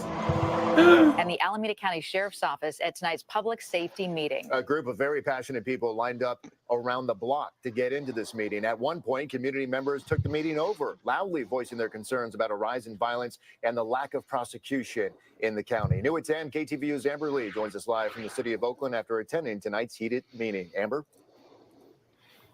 Mike, tonight's meeting was held in the Montclair neighborhood. There was an overflowed crowd. The mood was tense at times. While I'm driving and pull me out of the car at gunpoint. Look at that. What are we doing to address this? And how do we solve this? Nobody feels safe. At the public safety meeting inside Montclair Presbyterian Church, tensions ran high at times as audience members questioned Alameda County District Attorney Pamela Price and Oakland Police Captain Clay Birch about crime prevention and holding criminals accountable. Police said on Thursday arrests have been made in some carjacking cases, including this attempt caught on video along Skyline Boulevard. That may help to solve other cases. This is an example of what I hear almost every week. It's almost every other day. We're out there constantly looking. We're using technologies where I'm hoping we're going to find the suspects in your case, just so you show OPD's not asleep. DA Price was questioned about not charging 9 juveniles that were taken into custody for a number of robberies in recent months. She says the victims are unable to identify their attackers, and it was a seasoned deputy in her office with 20 years of experience who determined whether to bring charges. The deputy make a reasonable judgment that we could not prove those cases beyond a reasonable doubt. And it's our understanding that the cases are still under investigation. Price says it's the probation department, not the DA's office, that is in charge of assessing Oh, juveniles. please. So now they're just throwing each other under the bus. Look at that. And can you imagine you're just driving along and all of a sudden... Listen up.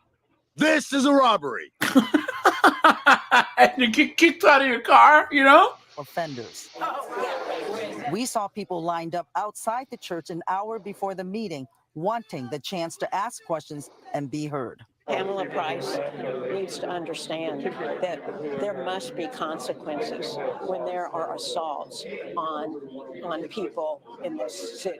They just drive around and pick a victim, and it's getting scary. I'm fearful. There were people wanting to speak who did not get a chance. The 2-hour-long meeting started late. There is another community meeting scheduled for September 9th to be held at a church in East Oakland. Here it Mike? is. Look at this. This is the The prosecutor. Alameda County District Attorney has filed a criminal charge against one of her most vocal critics, a prosecutor himself. Good evening. I'm Amma Dates. And I'm Dan Ashley. Thanks for joining us. Man, since we got to Oregon and stuff, this is the only cute news anchor, right? Hey, man, I tell you guys, the Northwest and stuff, and this area, man, you know, well, Oakland's not really known, but guys, having grown up in Seattle, guys, I thought that I knew what a hot chick was. No, guys, an LA 10 is like a Seattle 10 is like a LA 6. Oh yeah. Yeah, I heard about that. Yeah. All right, and Oregon 10 is like a LA 5. I mean, let's be honest. DA Pamela Price is accusing him of interfering in a police shooting case. ABC 7 News I-Team reporter Dan Noyes has been looking into these. No, okay, this isn't it. And then let's do one last look here. Let's do Seattle crime. Look at Seattle. Look at this. First at 5, a sobering question. What's happening to so many of our young people? We're constantly reporting on violent crimes, and many of the suspects are high schoolers, sometimes even middle schoolers. Local law enforcement also concerned about the violence, so we're digging deeper into this problem right now on your News at 5. Thanks for joining us. I'm David Rose. And I'm Hannah Kim. The most recent case involving a teenage boy shot near Foster High School. Yeah. Fox 13's Nikki Torres is in Tequila with more on this. Nikki, do we have an update on this teen? We know now that he is in critical condition, still very limited information on the victim and also a suspect. But this is what law enforcement is most concerned about. They say that they know crime volume naturally goes up during the summertime, but really it's the severity of these crimes that young people are becoming involved with that is especially concerning. In the last month, teenagers have been involved in very serious crimes. Last week, a 19-year-old was shot and killed at the AMC movie theater in Kent. Investigators say that shooting was targeted and they are still searching for the suspect. Earlier this month, a 17-year-old brought a loaded gun to a graduation ceremony at Look at that. But here, guys, this is more of what I was talking about. Look at this. Firms smashed windows to a full-on small law firms smashed windows to a full-on burglary of a smoke shop in Wedgwood. Business owners are banding together. Their message: enough is enough. The most frustrating part for me is being a third-generation Seattleite and seeing what's going on in our city. Yep. Karen Camindona has owned A Northeast Cleaners for 20 years. Says she'd love to attend a council meeting and speak out about crime, but just hasn't made it to City Hall. I would love to be able to go down and go to the meetings at City Hall. I can't. You know, I'm running a business. In April of last year, she had her windows busted. Burglars got away with an armful of clothing. Before it was money. They wanted money. They strictly wanted money. This time in 2022, they took customers' clothing. Camindona took the hit out of pocket. Dang. Her insurance premiums would go up. I mean, God, we've got to do something. The story she told the council members directly. It's gut-wrenching because I know that small business owners are putting everything on the... Dude, they don't give a damn. Guys, put a 1 in the chat if you agree with me that none of these council members give 2 shits about what's going on. Come on, man. They don't care. They're just there for the media. They don't care. Especially crazy eyes, weird looking crypt keeper broad over here on the, second on the left. You know what I'm saying? She doesn't care. They're putting everything on the line. Council members, including Sarah Nelson, among the few that walked 35th Avenue Northeast at the request of the business owners themselves. We need to accelerate hiring at the Seattle Police Department, obviously. We need to finally really focus on what is driving crime. I believe that it's drugs. Mayor Bruce Harrell's 2024 budget, proposed Tuesday, seems to reflect those priorities, increasing the amount allocated to public safety by $40 million, up to $835 million. But today, business owners say they've been the one paying out of pocket for damages. I have always had hope for Seattle. I just want to see this place turn around. I want my kids to want to stay here.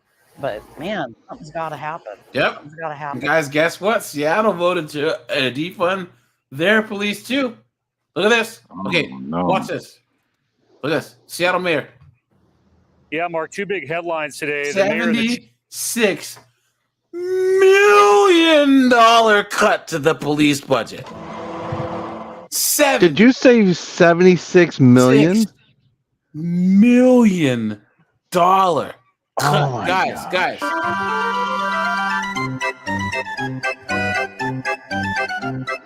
I told you guys, clown world. Now, I can say that some of these police budgets were pretty large, right? Fine. But you don't scale them back $76 million. I mean, come on. That's crazy. Chiefs say they've identified $76 million in reductions for 2021 from the Seattle Police Department, based largely on the... And then she resigned a couple of months later because crime. Look at that. So this one, I can't click on it because it's Reuters. It says Seattle police chief resigns after cuts to police budget. No. Look at that. Money allocated for the 911 center and for parking enforcement. They also said that they're gearing up for a fight if the council decides to make more drastic budget reductions. We cannot cut officers overnight when there's no plan. That's Seattle's Mayor Jenny Durkin uncharacteristically taking shots at the city's council and the majority's pledge to cut half of the police budget this year. 7 out of 9 council members committed to cutting SPD's budget by 50% without a plan. Without a plan on how they would do so, what they would cut, or an assessment of what those cuts would have on response times, officer diversity, training. It is reckless. There it is. Right there, guys. So the mayor, she was against the budget cuts. I have not heard it so eloquently put. To say, what are you talking about? Not only are you going to cut this 50%, but you're going to cut it with no plan whatsoever. Look at that. I thought you guys, the whole West Coast, can just fall off into the ocean at this point. To advocate for this type of cuts that have been proposed by the city council. I will not sacrifice officers of color for political points. The escalating tension comes after... Wait, whoa. How did we get there? What? Multiple weeks of protests and a pair of council-led forums last week in which community leaders called for defunding a large chunk of the department sooner rather than later. As a black man, I get as mad as anybody else when I see a George Floyd. Minister Nate Miles has been at the table with the mayor and chief and suggests no budget decision should be rushed. I think a budget cut should be much more with a scalpel so that it can be very, you can go around something and take your time and go around. See, this is what happens when you let these knuckleheaded pastors and preachers and all these knuckleheads be these civil rights. He can't even articulate his point. And he's sitting with the mayor. You know what I'm saying? He can't even articulate the point that he wants to make. Isn't that sad? Isn't that sad? Around and be very delicate when you're cut. The work that the city council is actually trying to do, as opposed to the spin that we're hearing about the work that we are undertaking. The council's president claims her group will use a scalpel instead of a sledgehammer, but with a vote likely coming before the end of summer break, Durkin is using her bully pulpit to draw a line. If that means zeroing out the budget and there's no police, I will veto it. Yeah, well, apparently it didn't work because Seattle is screwed now, man. And let me see. Oh, dude, She actually decided to not run for a re-election. Look at this. Well, that's good. Yeah. Hands up! Point blank. She, you know. Seattle City Council member Shama Sawan. And what did they leave behind? Homophobic and misogynistic graffiti spray painted at her gate. Did she know what she was doing? She absolutely knew what she was doing. As a former federal prosecutor, Durkin's home address had been confidential Look at for that. years, Oh, wow. protecting her and her family from the dangerous criminals she's put behind bars. She did it knowing the harm it could be done. She doxed her. Yikes. I was good friends with Tom Wales. A U.S. prosecuting attorney, Tom Wales, was murdered in 2001 in his Queen Anne home, a case that remains unsolved. It's a fear that's based in too much experience and reality to know that I got to take it very seriously. But the repeated marches on her home made things worse. This was at a whole new level. Coinciding with a dramatic rise in hate speech, death threats, and malicious and vile emails. Just last month from Jeff. Continue and survive as a democracy if that is what happens, because good people won't want to serve. What did the city council do about the violation of her privacy? Nothing. Nothing. And Durkin says that's not only wrong, it's dangerous. Look at that. Both elected officials and the public should have some really bright lines. Yep. Now, guys, like I said, Seattle's in some trouble. Seattle is in some trouble, dude. You know what I'm saying? It's bad, and all of this because they thought it would be a good idea to cut the police budget by 50%. And let me see if I can find one. Here we go. Report. Data shows shootings were at an all-time high last year, with the majority of the crime in 3 Seattle City neighborhoods: the Chinatown International District, yep. Brighton, and Northgate. Almost Hannah Knowles is asking residents if they feel safe in this city and what changes they would like to see elected officials make. Here in the city Look, of Seattle, the first comment, someone said, I thought the Seattle City Council defunding the police after the riots was supposed to make everything better. and by the way, hello, nurse. Crime is up 4% from 2022 to 2021. One of the big findings in this 22-page report, gun violence at an all-time high with 739 incidents citywide. I live in Central District, and it's awful over there. We hear gun shooting all the time. There's people living in their cars, trash all over the place, needles everywhere. Alarming numbers from the Seattle Police Department. 2022, the highest rate of crime on city record in 15 years. Do you feel safe in Seattle? No, And why is that? there's just too much going on the streets. Most of the time, it's kind of living in the city. Unfortunately, a part of that. I think it has gotten better, but I will say that there's like a hardcore drug problem. As you can see on this chart, This chick right here is the basic white girl Starbucks drinking single mom in Seattle. This is she is like the archetype. You know what I mean? Like, oh my goodness, man. Oh my gosh, this brings me back. Girls who look like this. Problem. as you can see on this chart, 2021 was the previous all-time high. Look at this. 2020, and then they defunded. Wait. 2020, defund, boom, and boom. Look at that. By 2020. Talking to people today, a common concern, gun violence. I think there's always been a lot of shootings. Generally, I feel safe in the area. I think our police could do a better job How? of You defunded them. actually protecting and serving instead of just reacting and serving. 52 total homicides in all of 2022, the second highest on record, just shy of 2020. That year, the city saw 53 homicides. What do you think would fix it? We need some strong leadership, and we don't have it. And I thought we would have it with the mayor. I voted for him. I believed in him, and I don't see anything happening. More outreach. Basically, You've been had. You've been took. You've been hoodwinked, bamboozled, led astray, run amok. Clown World. They went from with that one chick that was strong on crime to this knucklehead who's in there now. He made all these promises on this wave of social capital he was getting from social media and all this foolishness, and now his mouth wrote checks that his ass can't cash. You know what I'm saying?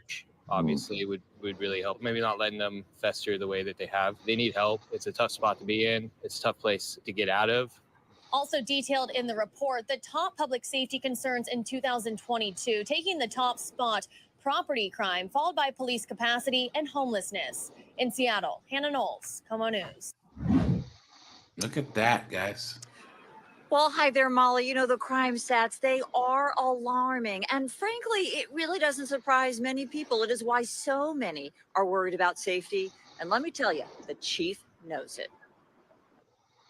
2021 was actually our highest year of crime. And to see us about 4% over was one of those things that you're going to focus on. Just natural as a chief, you want to. If they defunded your police, we want to make sure that we. What are you supposed to do? The chief is honing in on the last quarter. Crime trending down. He says it's because of identifying hotspots such as. No, it's because of the weather, guys. People don't go out robbing when it's cold. And in Seattle, has been having like uncharacteristically cold winters for the last 15 years. CID, more police visibility, curbing homelessness, targeting drug and stolen property trafficking, and getting guns off the street. But for Jeremy Chang, who just opened a business in the CID, he feels compelled to protect himself and his employees. I feel like I need to be armed in Look at that. He opened up a business in Seattle, and now he's got to have the chopper. You know what I'm saying? Look at that. He's got to have the heater, the burner. You know what I mean? in a way. So my store does have, like a baton for my employees. No, never mind a baton. Please, dude. What are you doing, bro? Oh, this is Washington. They've done everything that they can to make gun ownership more difficult. I did tell them, hey, only use it when you feel like your life is threatened, because it is dangerous. That's a big concern, because we obviously don't want people to take matters in their own hands. Too late. A primetime moment for President Biden tonight. A live look over the U.S. Capitol. Here at the live desk are watching.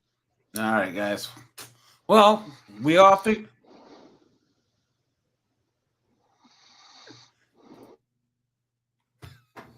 I think Galcan fell asleep. It sounded like that's what it was. Look at that. Okay. So, guys, but basically, they make these stupid policies and think that it's gonna work, and it ends up blowing up in their face. All right, happened in New York. What's happening everywhere? Just like the last live we did with all the migrants. You know what I'm saying? It blew up in their face. Getting soft on crime. It blew up in their face. Decriminalizing drugs, right? Blew up in their face. We are not surprised. So guys, now let's just switch gears here, okay? Let's just switch gears. That's the sound of the police. Let's just switch gears. And guys, I do have some more content dropping on the other channel. I just haven't had a chance to post it yet. But yeah, guys, give me a minute. Let me change up the ambiance here. And guys, buckle in for this. Buckle in for this. Okay, give me a second.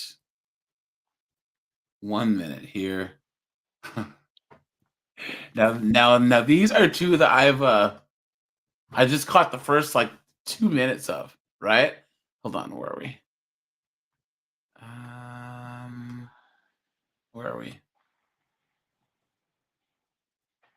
Okay. Guys, this is from Law and Crime body cam, so go check him out. And guys, let me bring out the race card here real fast. I'm gonna need it.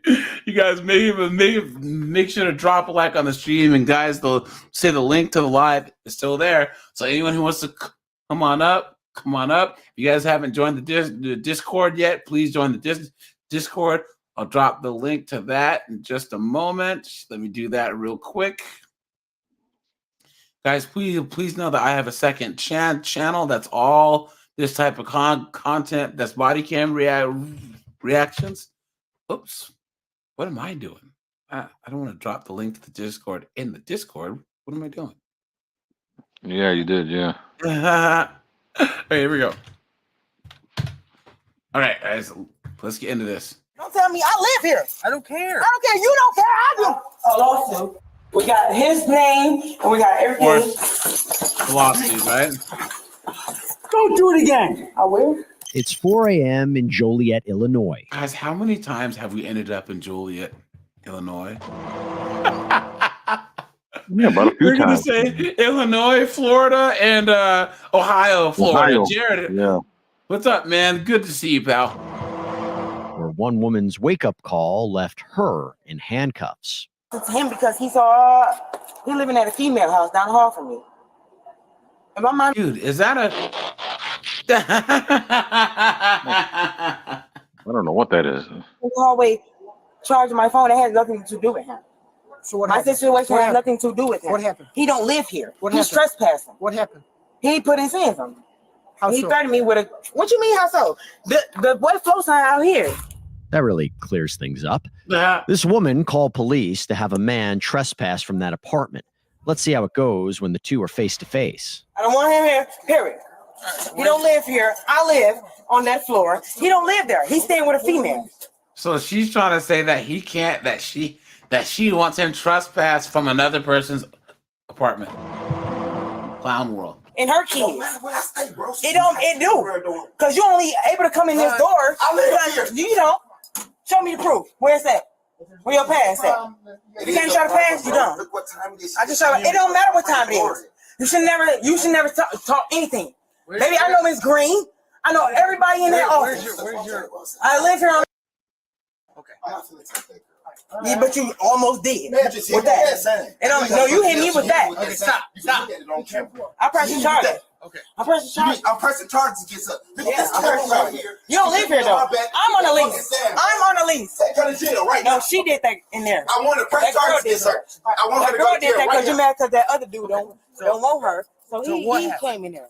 He did that. Where were you at? I was in the hallway charging my phone. Okay. I live You're in here. the hallway? I'm in that situation right now. Okay. Everyone knows that. Everybody in Evergreen. I mean, not everybody in Evergreen, but everybody in the office, I was literally charging my phone. I don't stay too far from the outlet where I charge my phone. Came here tonight. This is my first time seeing him. I don't know him. And the other. Wait, I thought she said that he was with her and that he was with another chick, and now she's saying, "Oh my gosh." Side of the story? She was on the phone with 911 while she was kicking the door in. She hit me with the door. She hit me with that. No, I wasn't. You put a gun out. I have a gun. Dang, These children, Steve, that's crazy. Because I called a couple days ago and it was shell casings. And it was shell casings in the hallway. I want her to go to jail, bro. I live here. I'm on a lease. They had shell casings. That's why y'all Figure it out because they. Yeah, you don't have to. He don't live here. He's not on lease. Do I have to call the property manager up at the gate? It was shell casings the other day on Easter. Look at her. She's all over the place, bro. This is on some bullshit. I'm not disrespecting.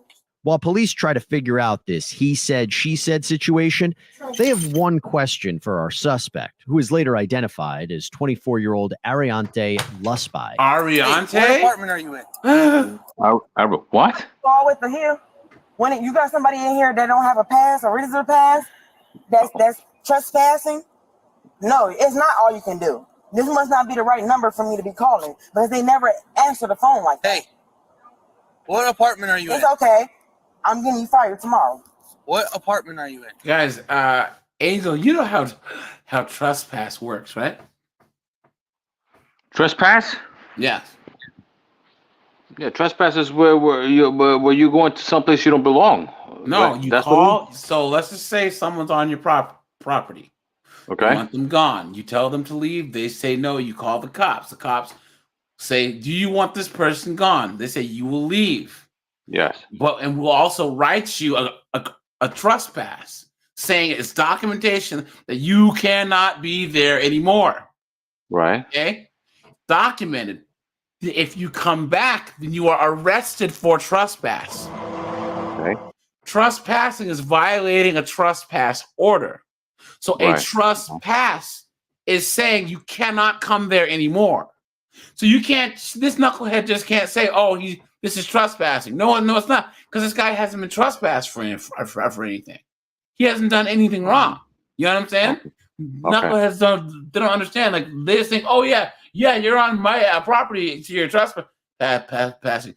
No, if you don't want them there, you tell them to leave. If they don't leave, you call the cops. The cops come. They say, "Look, you're trespassed. So get out of here." They can also get arrested if the cops issue them a trespass and they don't leave, because then they're trespassing also. That doesn't matter. It does matter. No, it doesn't. Do you have I a called room you. or not? Doesn't I matter. can go get my lease. It doesn't matter. I don't have to show you my apartment. Nothing. You're not helping the situation or nothing.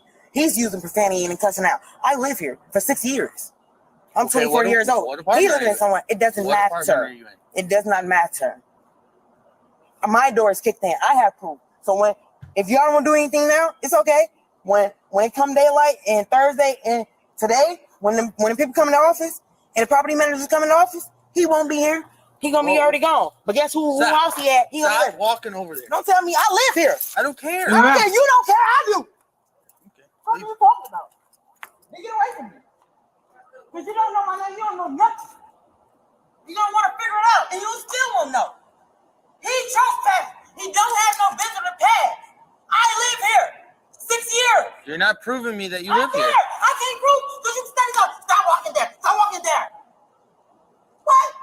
What are you talking? He's calling me and everything, but y'all want to listen to him. Got a mental problem. I don't know, dude. But y'all want to listen to him. It's okay. I'm calling your CEO. I'm sure that he brought his boots because he's shaking in them, right? Ooh. All right. What a mess. Does she live here? He's staying at somebody else's house. So she does live here. I live here. This mindset. He trespassed. Look, you don't talk about I can't come up to my. You get fired. What's it again? Or you gonna lose your job. Another officer tries to reason with Ariante before heading inside. Are you gonna talk to me? I ain't talking to y'all. Okay. Okay. So what do you want from us? What do you want us to do?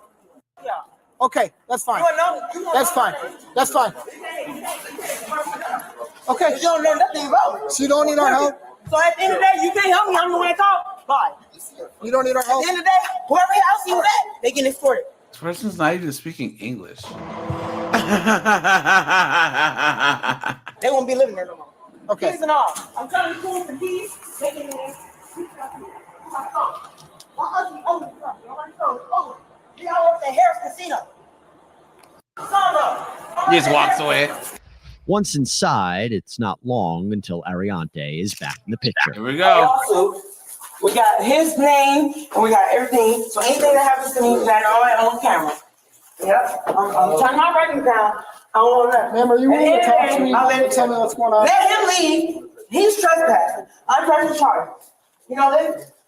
I live on my lease is here. I can go in the house. Once he leaves, I can go in the house. And so Barry, y'all ain't doing nothing. Y'all don't understand. Y'all don't want to listen to me. I called for y'all to come. Y'all talking to the wrong person. He don't live here. He got a gun in my house with keys. Isn't it funny how these chicks start snitching? Man, and he got warrants. And he got drugs. I gotta get up to school right now. Ask him what his mailbox number is.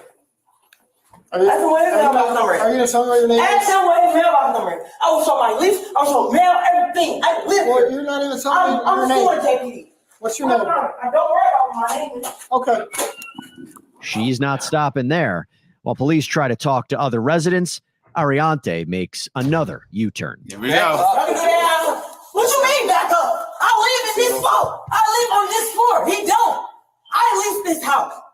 Okay. Apartment. He don't live here. Okay. He stay on somebody else. Do that outside. I will call your chief. He's living with. He don't have mail. That's my okay. You try this again. I'm gonna call. Yep. Come on. Back on the phone, It isn't long until our serial caller returns and really dials up some trouble. Don't come down here and cause problems. I ain't touching. I'm putting my on the charge. Police decide it's time to put an end to this early morning tirade. No, don't touch me. Don't touch me. Oh, thank God. It's time. Let's go. Don't touch me. Don't touch me. Don't touch me. Don't touch me. Don't touch me. Good God. That's the floor. Good. Don't touch me. Y'all recording. Look at the camera. Y'all ain't open shit. Look at that. Nope. Shoot me. Shoot me. Nope. Look at that. She said it. I ain't putting shit behind my back. Nope. Don't touch me. Taser. Please, taser. Come on. I ain't putting shit behind my back. I ain't putting shit behind my back. Okay. Shoot me. Kill me. Put your hand behind your Why back. you doing that to my arm? Put your hand behind your back. No, I'm not. Put your hand behind your back Don't now. get a break. Now. Nope. Now. No. Y'all have no reason. Y'all don't have no reason. What's the problem? No. No. Put your hand behind your back. No. Stop. No. What's the problem? Get the taser, Why man. Why you arresting me? Why? Nope. All this. Nope. Stop resisting, man, please. No. Why y'all arresting me? Officers work to restrain Ariante when she decides to stop flapping her gums and start showing her teeth. Don't do that. Let me go. Y'all don't have. What are you arresting me for? Stop Why are you arresting me? Disorderly conduct. Act back. No, I'm not. Her wig fell off. Oh boy. I live here. Okay. No, I'm not. Okay. Get off of me. Don't have to use physical force. Get off of me. Then stop moving. Then get off of You me. just try and bite him? Bite me, I swear to God. Dude, she's not to bite him. Did you catch that? Let's rewind and slow that down. Ariante appears to bite at the officer. Let's see how that goes for her. I'm calling for y'all help, and y'all can't help. Taser. Edison medicine. Stop. Yeah, the wig fell off. Give her the hot sauce, dude.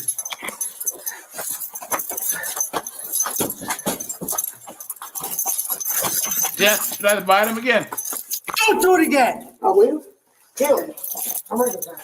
Again, our suspect tries to. Guys, what? Do you think it's drugs or she's crazy or both? Both. You know what I'm saying? I think it's yeah, both. oh yeah. Yeah, hard buck. You are right. If this was a third world country, man, shoot. To bite the officer. Let's run that one back too. Don't do it again. I will. Kill me. I'm ready to die. Come on, Edison medicine. Come on, man.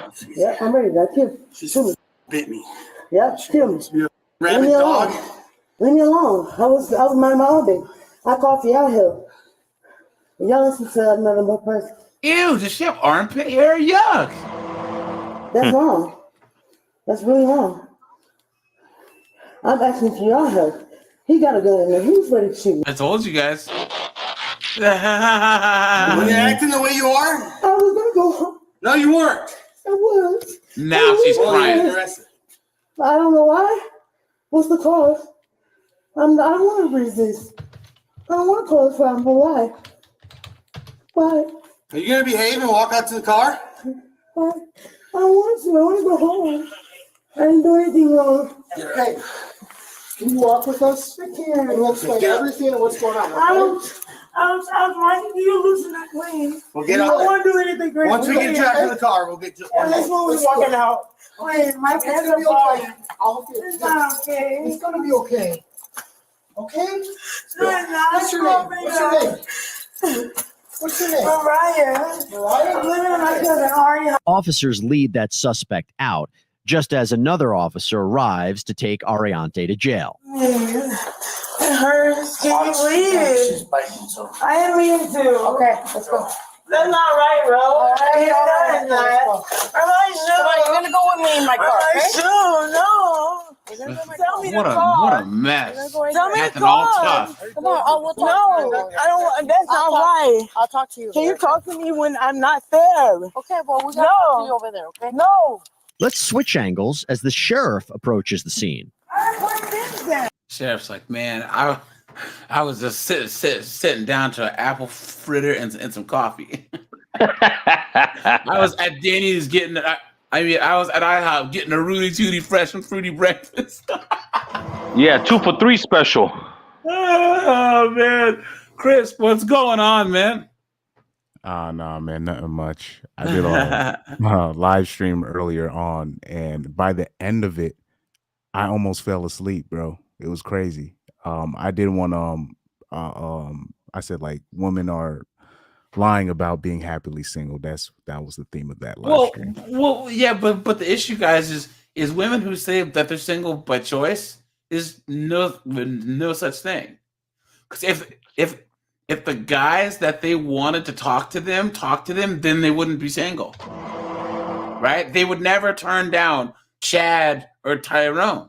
In the same way that those guys who say that they're virgins by choice. No, if Rihanna or a young Megan Fox or whatever ran up on them, that they wouldn't be. You know what I'm saying? Like like what are you talking about? Women don't control relationships, so they aren't single by choice. You know, it's just Cap and copium. No! Please! Are you the sheriff? Please! That's not right! No! Don't do that! No, you excessive force! You have no conversation in the mind. Okay. I have the right to know when I'm arrested. I told you the third time. No, I'm not. No, I'm not. No, I'm not. No, I'm not. Look, Stand up. I am saying No, you're not. You're dragging your feet. I'm not. Y'all not letting me know why I'm arrested. Tell that to Tom Brady. I don't think I get it. Are you saying because Giselle left him? But Tom Brady's with a younger, hotter model now, so he's still So Tom Brady's winning. Oh yeah, big time. So he gave up the old. Giselle is like a 1991 Porsche twin turbo. You know what I'm saying? It looks nice, but it's got some dings and door dents. You know what I'm saying? The tires are worn, the brake pads are a little shot. You know what I mean? It's got 170,000 miles. You know what I'm saying? It's a Porsche, but it's an old Porsche. You know what I'm saying? There's always a new model coming along, and she is going to regret breaking up with Tom Brady because now she's just a 45-year-old single mom out there. You know what I'm saying? And Tom Brady is Tom Brady. Arrested. Well, why are you arresting me? My apartment is on line. They're gonna secure it right now. Okay, they're gonna get your seat too. Okay? I'm not doing. Come on. I'm not. Come on. No, I'm not. Knock it off. Knock it off. Stop. Stop. Y'all not telling me why I'm arrested. Listen for a second. No, they didn't. Okay. They handcuffed me before. No, I'm not. I'll talk to I called. You took a seat? No, I can't. Okay. Just shove her in there, though, and do the drag queen. Okay, do me a favor. Just take a seat, okay? No. Just take a seat. I don't want you to hurt yourself. Okay.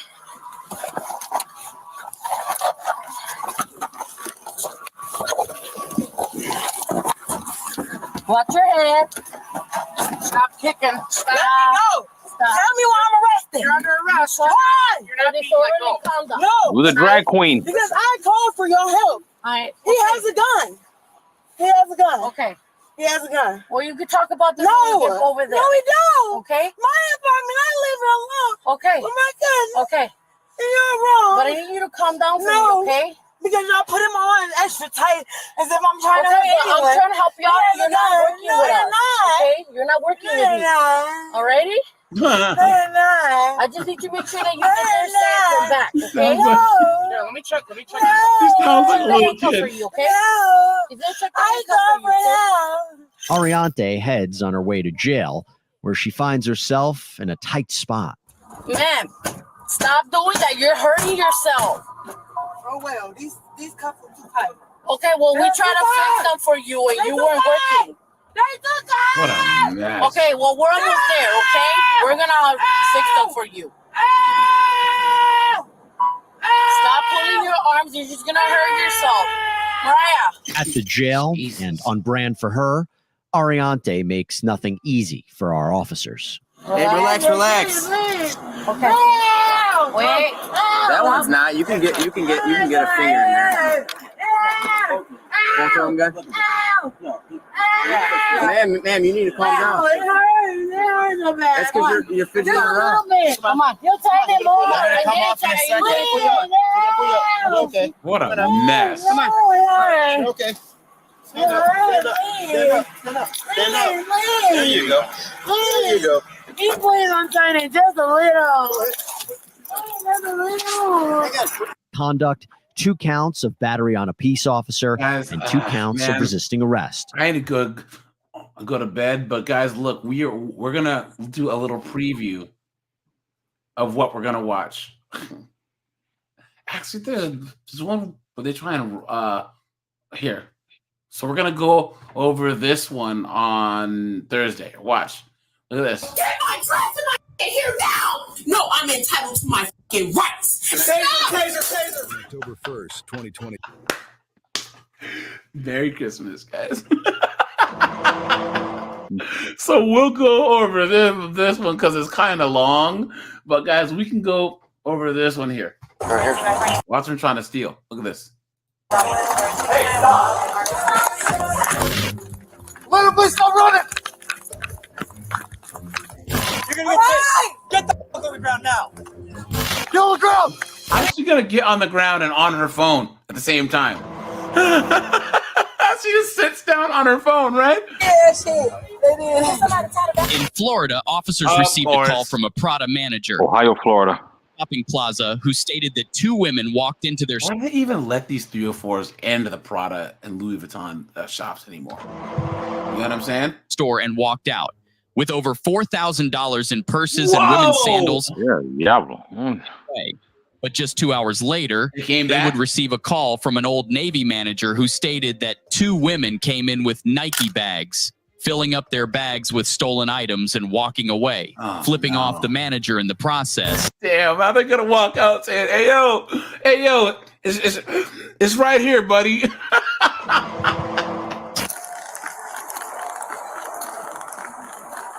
Look at that. How stupid can you be? They're both wearing denim jackets. Officers had a description of the suspects as they were seen shoplifting out of 3 different stores, including Forever 21. The officers had no idea what would happen next. So denim shirt, denim jackets, khaki Bro, just doing that so that way they could show on social media what they've done. Yeah. They're stupid anyway. It's like a Boondocks episode.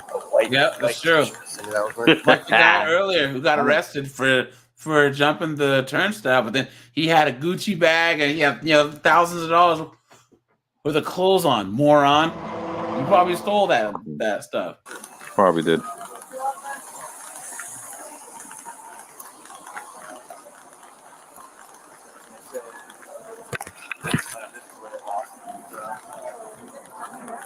These are some fit cops too, so you know they can run.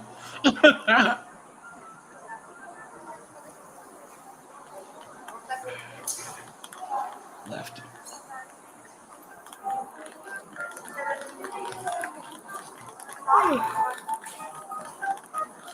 Skip ahead. You're gonna get chased. Stop. So, did they know? Yep. What is this door? Right here. Oh, good. It's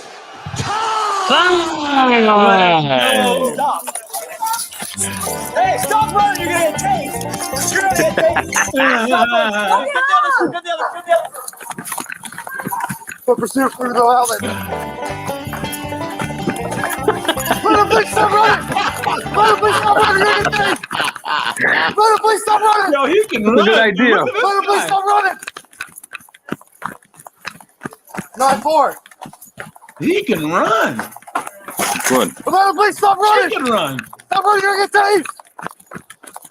Get on the ground. Get on the ground. You got tired. She kneels down on her phone too. Why y'all got me? Do not got me. Face the wall. My man's trying to pay for my. Put pursuit of She drives running. Please, officer, please save her, please. Bro, get on the ground. Get on the ground. Get on your stomach. Drop your phone. You're gonna get tased. Guys, she's on the ground on her. On her phone, you see that? Can I have my phone? Look at that, dude! I tell you guys, the smartphone is the Jesus to women now. Social media is like the new God to these women. It's crazy. Okay. Drop your phone. You're gonna get tased. Put your hands behind your back. Put your hands behind your back. Bro, why would you give me that bag, bro? Be proud of yourself. Dude, this cop can run. This cop can run, dude. Stupid as shit. Exactly. He's right. He's right. Guys, let's give this cop a round of applause.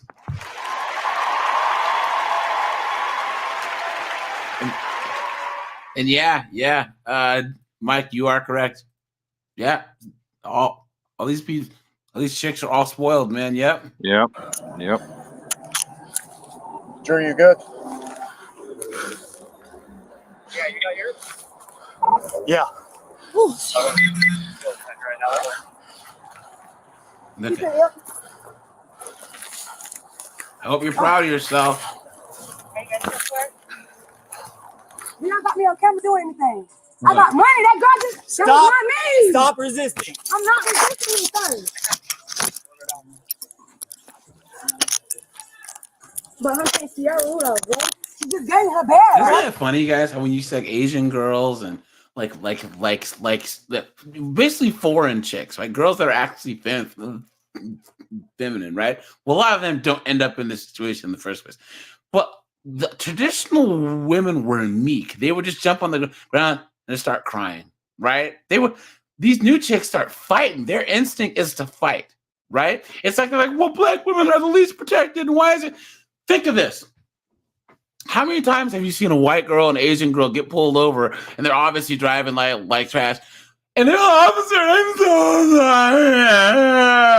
Right? And the officer just lets them. Black girls, why you pull me over?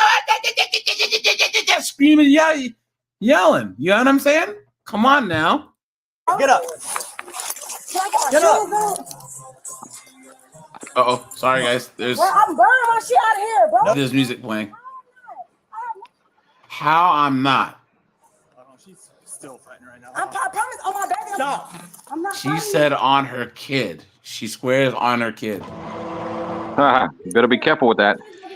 I'm amazed at how much they lie out in the public, where it's obvious everyone knows they're lying, and they double down on the lie. Yeah, but you've seen girls who will be standing there in court, took it all the way to court, saying that the baby is a dude's baby.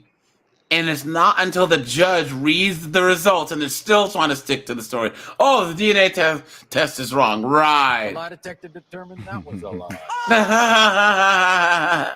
You guys saw Kirk Franklin's mom, right? When they basically read the results, and she was just still, and even like the aunt was like, look, we got to tell Kirk the truth. And even still then, she's like, is this going to affect our relationship? Meaning she's going to get cut off financially. So she still never apologized. It's just to the bitter end. And she's like, what, 60 something? So never stops. I'm not. Josh, where are you? I don't care. I'm not stealing anything. Yeah, we're gonna be right outside Forever 21. Where do you think you're going? Stop moving. Shut up, bro. What you doing? What to do? Bro, get out of chill. I told you what to do. Please, pepper spray her. Yeah, we got. She ashamed of yourselves. All the way out. Oh, sorry. I don't go to jail. I have money though. Y'all got me here like I'm buying my stuff. What did I steal? Damn, that's embarrassing, dog. Isn't it funny how the light-skinned ones are always the loudest? It's funny how that works, huh? What did I steal? You can come in through Saks. Bro, the lady. All right, let's see.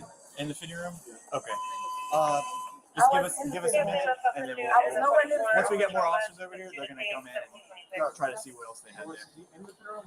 That was the other girl that just walked out deep and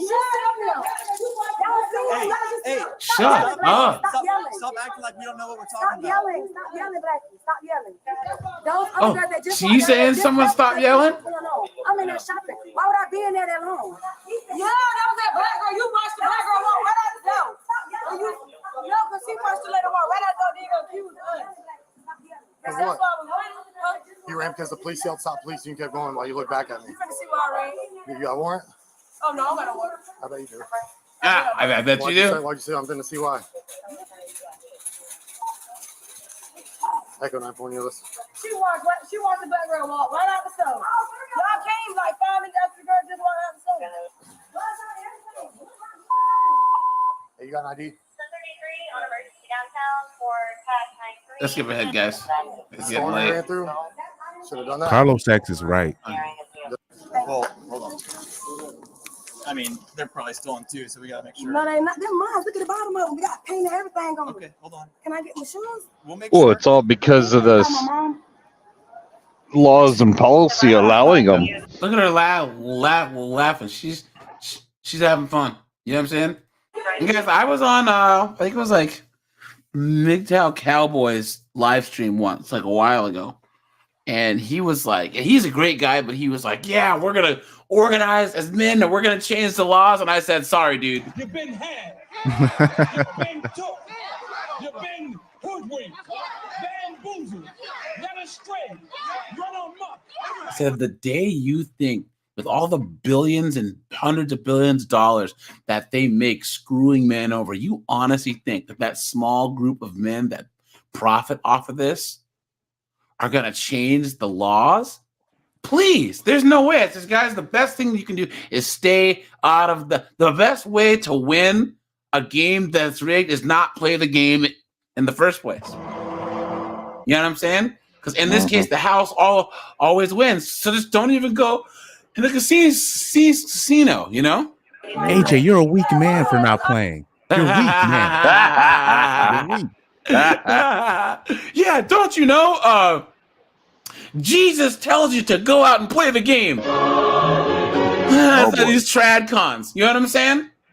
Absolutely insane, guys. Trad cons, male FNS, and 304s. I mean, I would actually say trad cons are the worst at this point.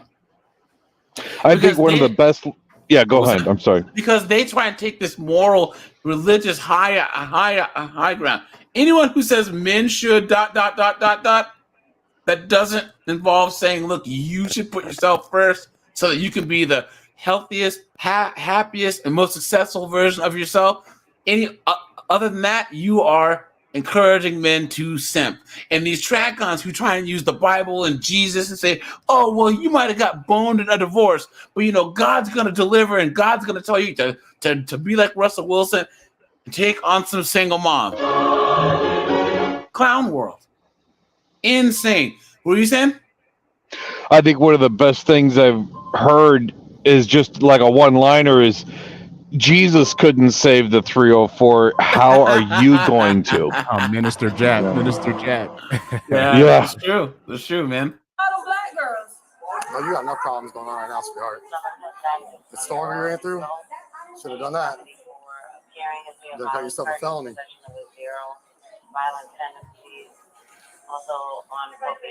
Oh, that's why too. Oh, she's on probation. Guys, she's on probation and she did this. Look at that. Look at that. What a moron. As well. That just got violated. But the logic, the logic of you're on probation and you're still in a. She it's said, not like it don't matter. She said. But there it is. See that, Chris? Women don't have any logic. There you go.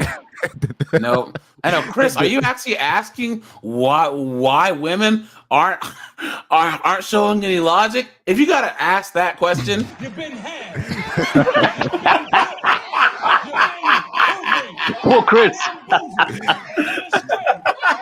Nah, but this is really like I know hood chicks. They wouldn't even like if you on probation and you're using that desperation to get some purse.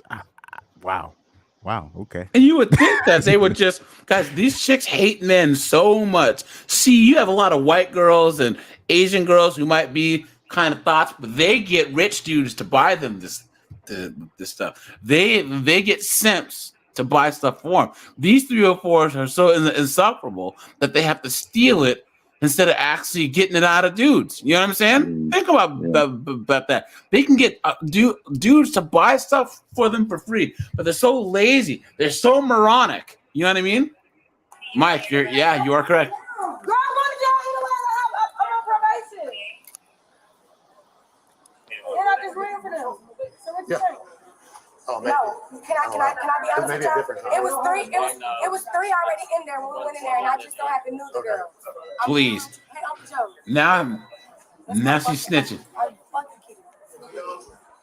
Joe. Like the best security guard we have here. Oh, man. Uncle Joe. You know her? Uncle Joe. Oh, her uncle's the security guard there. Oh, how embarrassing. No. Man, oh, man. Look at that. He's going to get fired. Yep. What a mess. Damn. It's a lot. I know that. It's a lot. We need to get a undercover camera in her Thanksgiving meal with her uncle. Yep. Well, it looks like she's gonna spend Thanksgiving in a cell at this point. You know what I'm saying? And running to This is what December, yeah. I ran because I was scared. No, man, we're not gonna deal with it. We're not gonna deal with part of the investigation. No, ma'am. No, ma'am. Can be. She's going to be. Because they looked back at us both and then took off towards the store. So.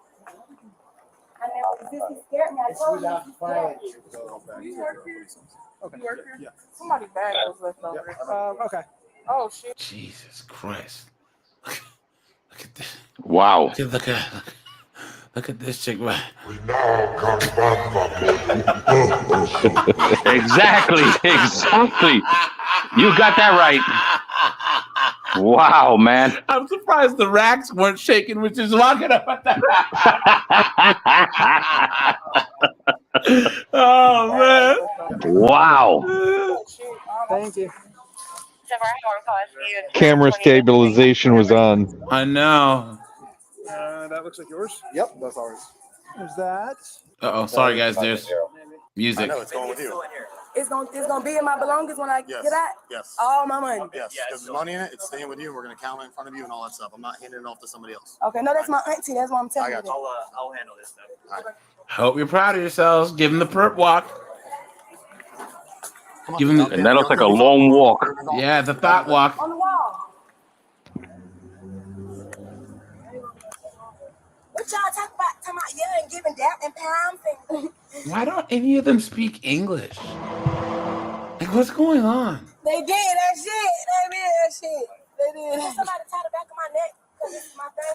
All she said was because you know at the shots it's the shoe tie. Sorry, guys. I A can't listen to this. $5,200 Whoa! for their Hold free on. jailhouse. It's the shoe tie. You tie your shoe. Both women were taken to the local jail just in time for their free jailhouse dinner. They were bonded out the next day shucks. and was only ordered to Oh, pay wow. a $5,200 fine. Bonded out the next day. We hope they learned a lesson from Probably this. the uncle. Stealing won't be on their wish list next year. Of course not. They didn't Well, do a that's- damn thing. 5,200, and they got a bond 10% of that, so that's not a lot. Look at this. All right, take a look at all this. Piles of stolen merchandise, all part of a retail theft and fencing bust in the East Bay. Truckloads of stolen merchandise found and confiscated. KTVU's Tom Vakar takes a look at what investigators exactly took down and what they said was a sophisticated fencing operation. The Alameda Police Department showed off the fruits of great police work. $75,000 worth of stolen Hennessy goods. bottles. Evidence trucks 7 loads. Oh man, you know that was ninjas, man. Also seized multiple vehicles and more than $10,000 in cash. Alameda Police worked with the CHP's Organized Retail Crime Task Force and loss prevention experts at Old Navy, Kohl's, LensCrafters, Ross, TJ Maxx, Walgreens, Carter's, Walmart, Safeway, and Nordstrom. You have more minds in the room. You have more people that can help process evidence. Look at that, guys. Well, anyways, I'm gonna shut this bad boy down. The video dropping at midnight, guys. So make sure. And guys, they had a story today that there is this corn star, Sophia Leone is her name. I don't know who she is, but she got deleted apparently, right? And guys, if you ever have a chance, like Google search the list of corn stars that have died. It's crazy. Drugs, all types of stuff, man. It's crazy, especially in the last 20 years. Just to see the list, that's a hard life. These OF girls don't understand. You're doing the same thing. You know what I'm saying? Cannon, Angel, Chris. Well, Chris, Cannon, and then Angel last. Closing words.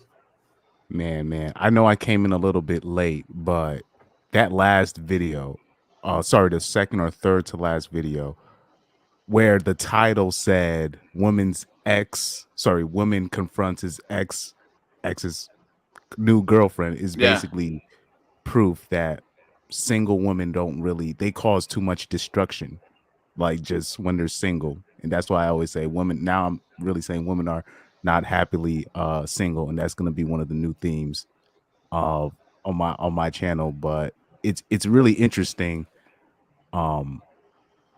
the state of New York specifically. I'm afraid of going to New York. And I've been doing business there for the past 2 years, but now that whole National Guard stuff, and I'm seeing now with the what's going on out in the West. The West is literally falling. Mad Max, dude. It's Mad Max. So that's it's straight up Elden Ring out there. Hey Chris, can you drop the link to your channel? Gal Cannon, last words. Final words.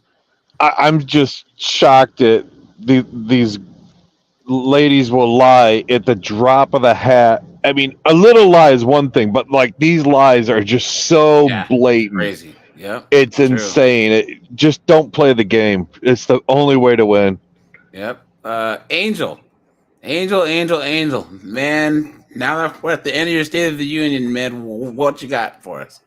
Well, it's the old saying, you get what you vote for, though, and this is why this is going on with New York. It's going on all the way across the country to Oregon and in between. That's why change needs to happen, and unless change happens, everything's gonna be the same. Everything's like putting a Band-Aid over a big wound. Yep, that's true. And ladies and gentlemen, my fellow Americans, gentlemen of the panel, the new subscribers, the old subscribers, if elected as Secretary General, things will change, and they will have to change for the better. They have to. Otherwise, we'll be done as a society. Thank you. You are scaring the hoes.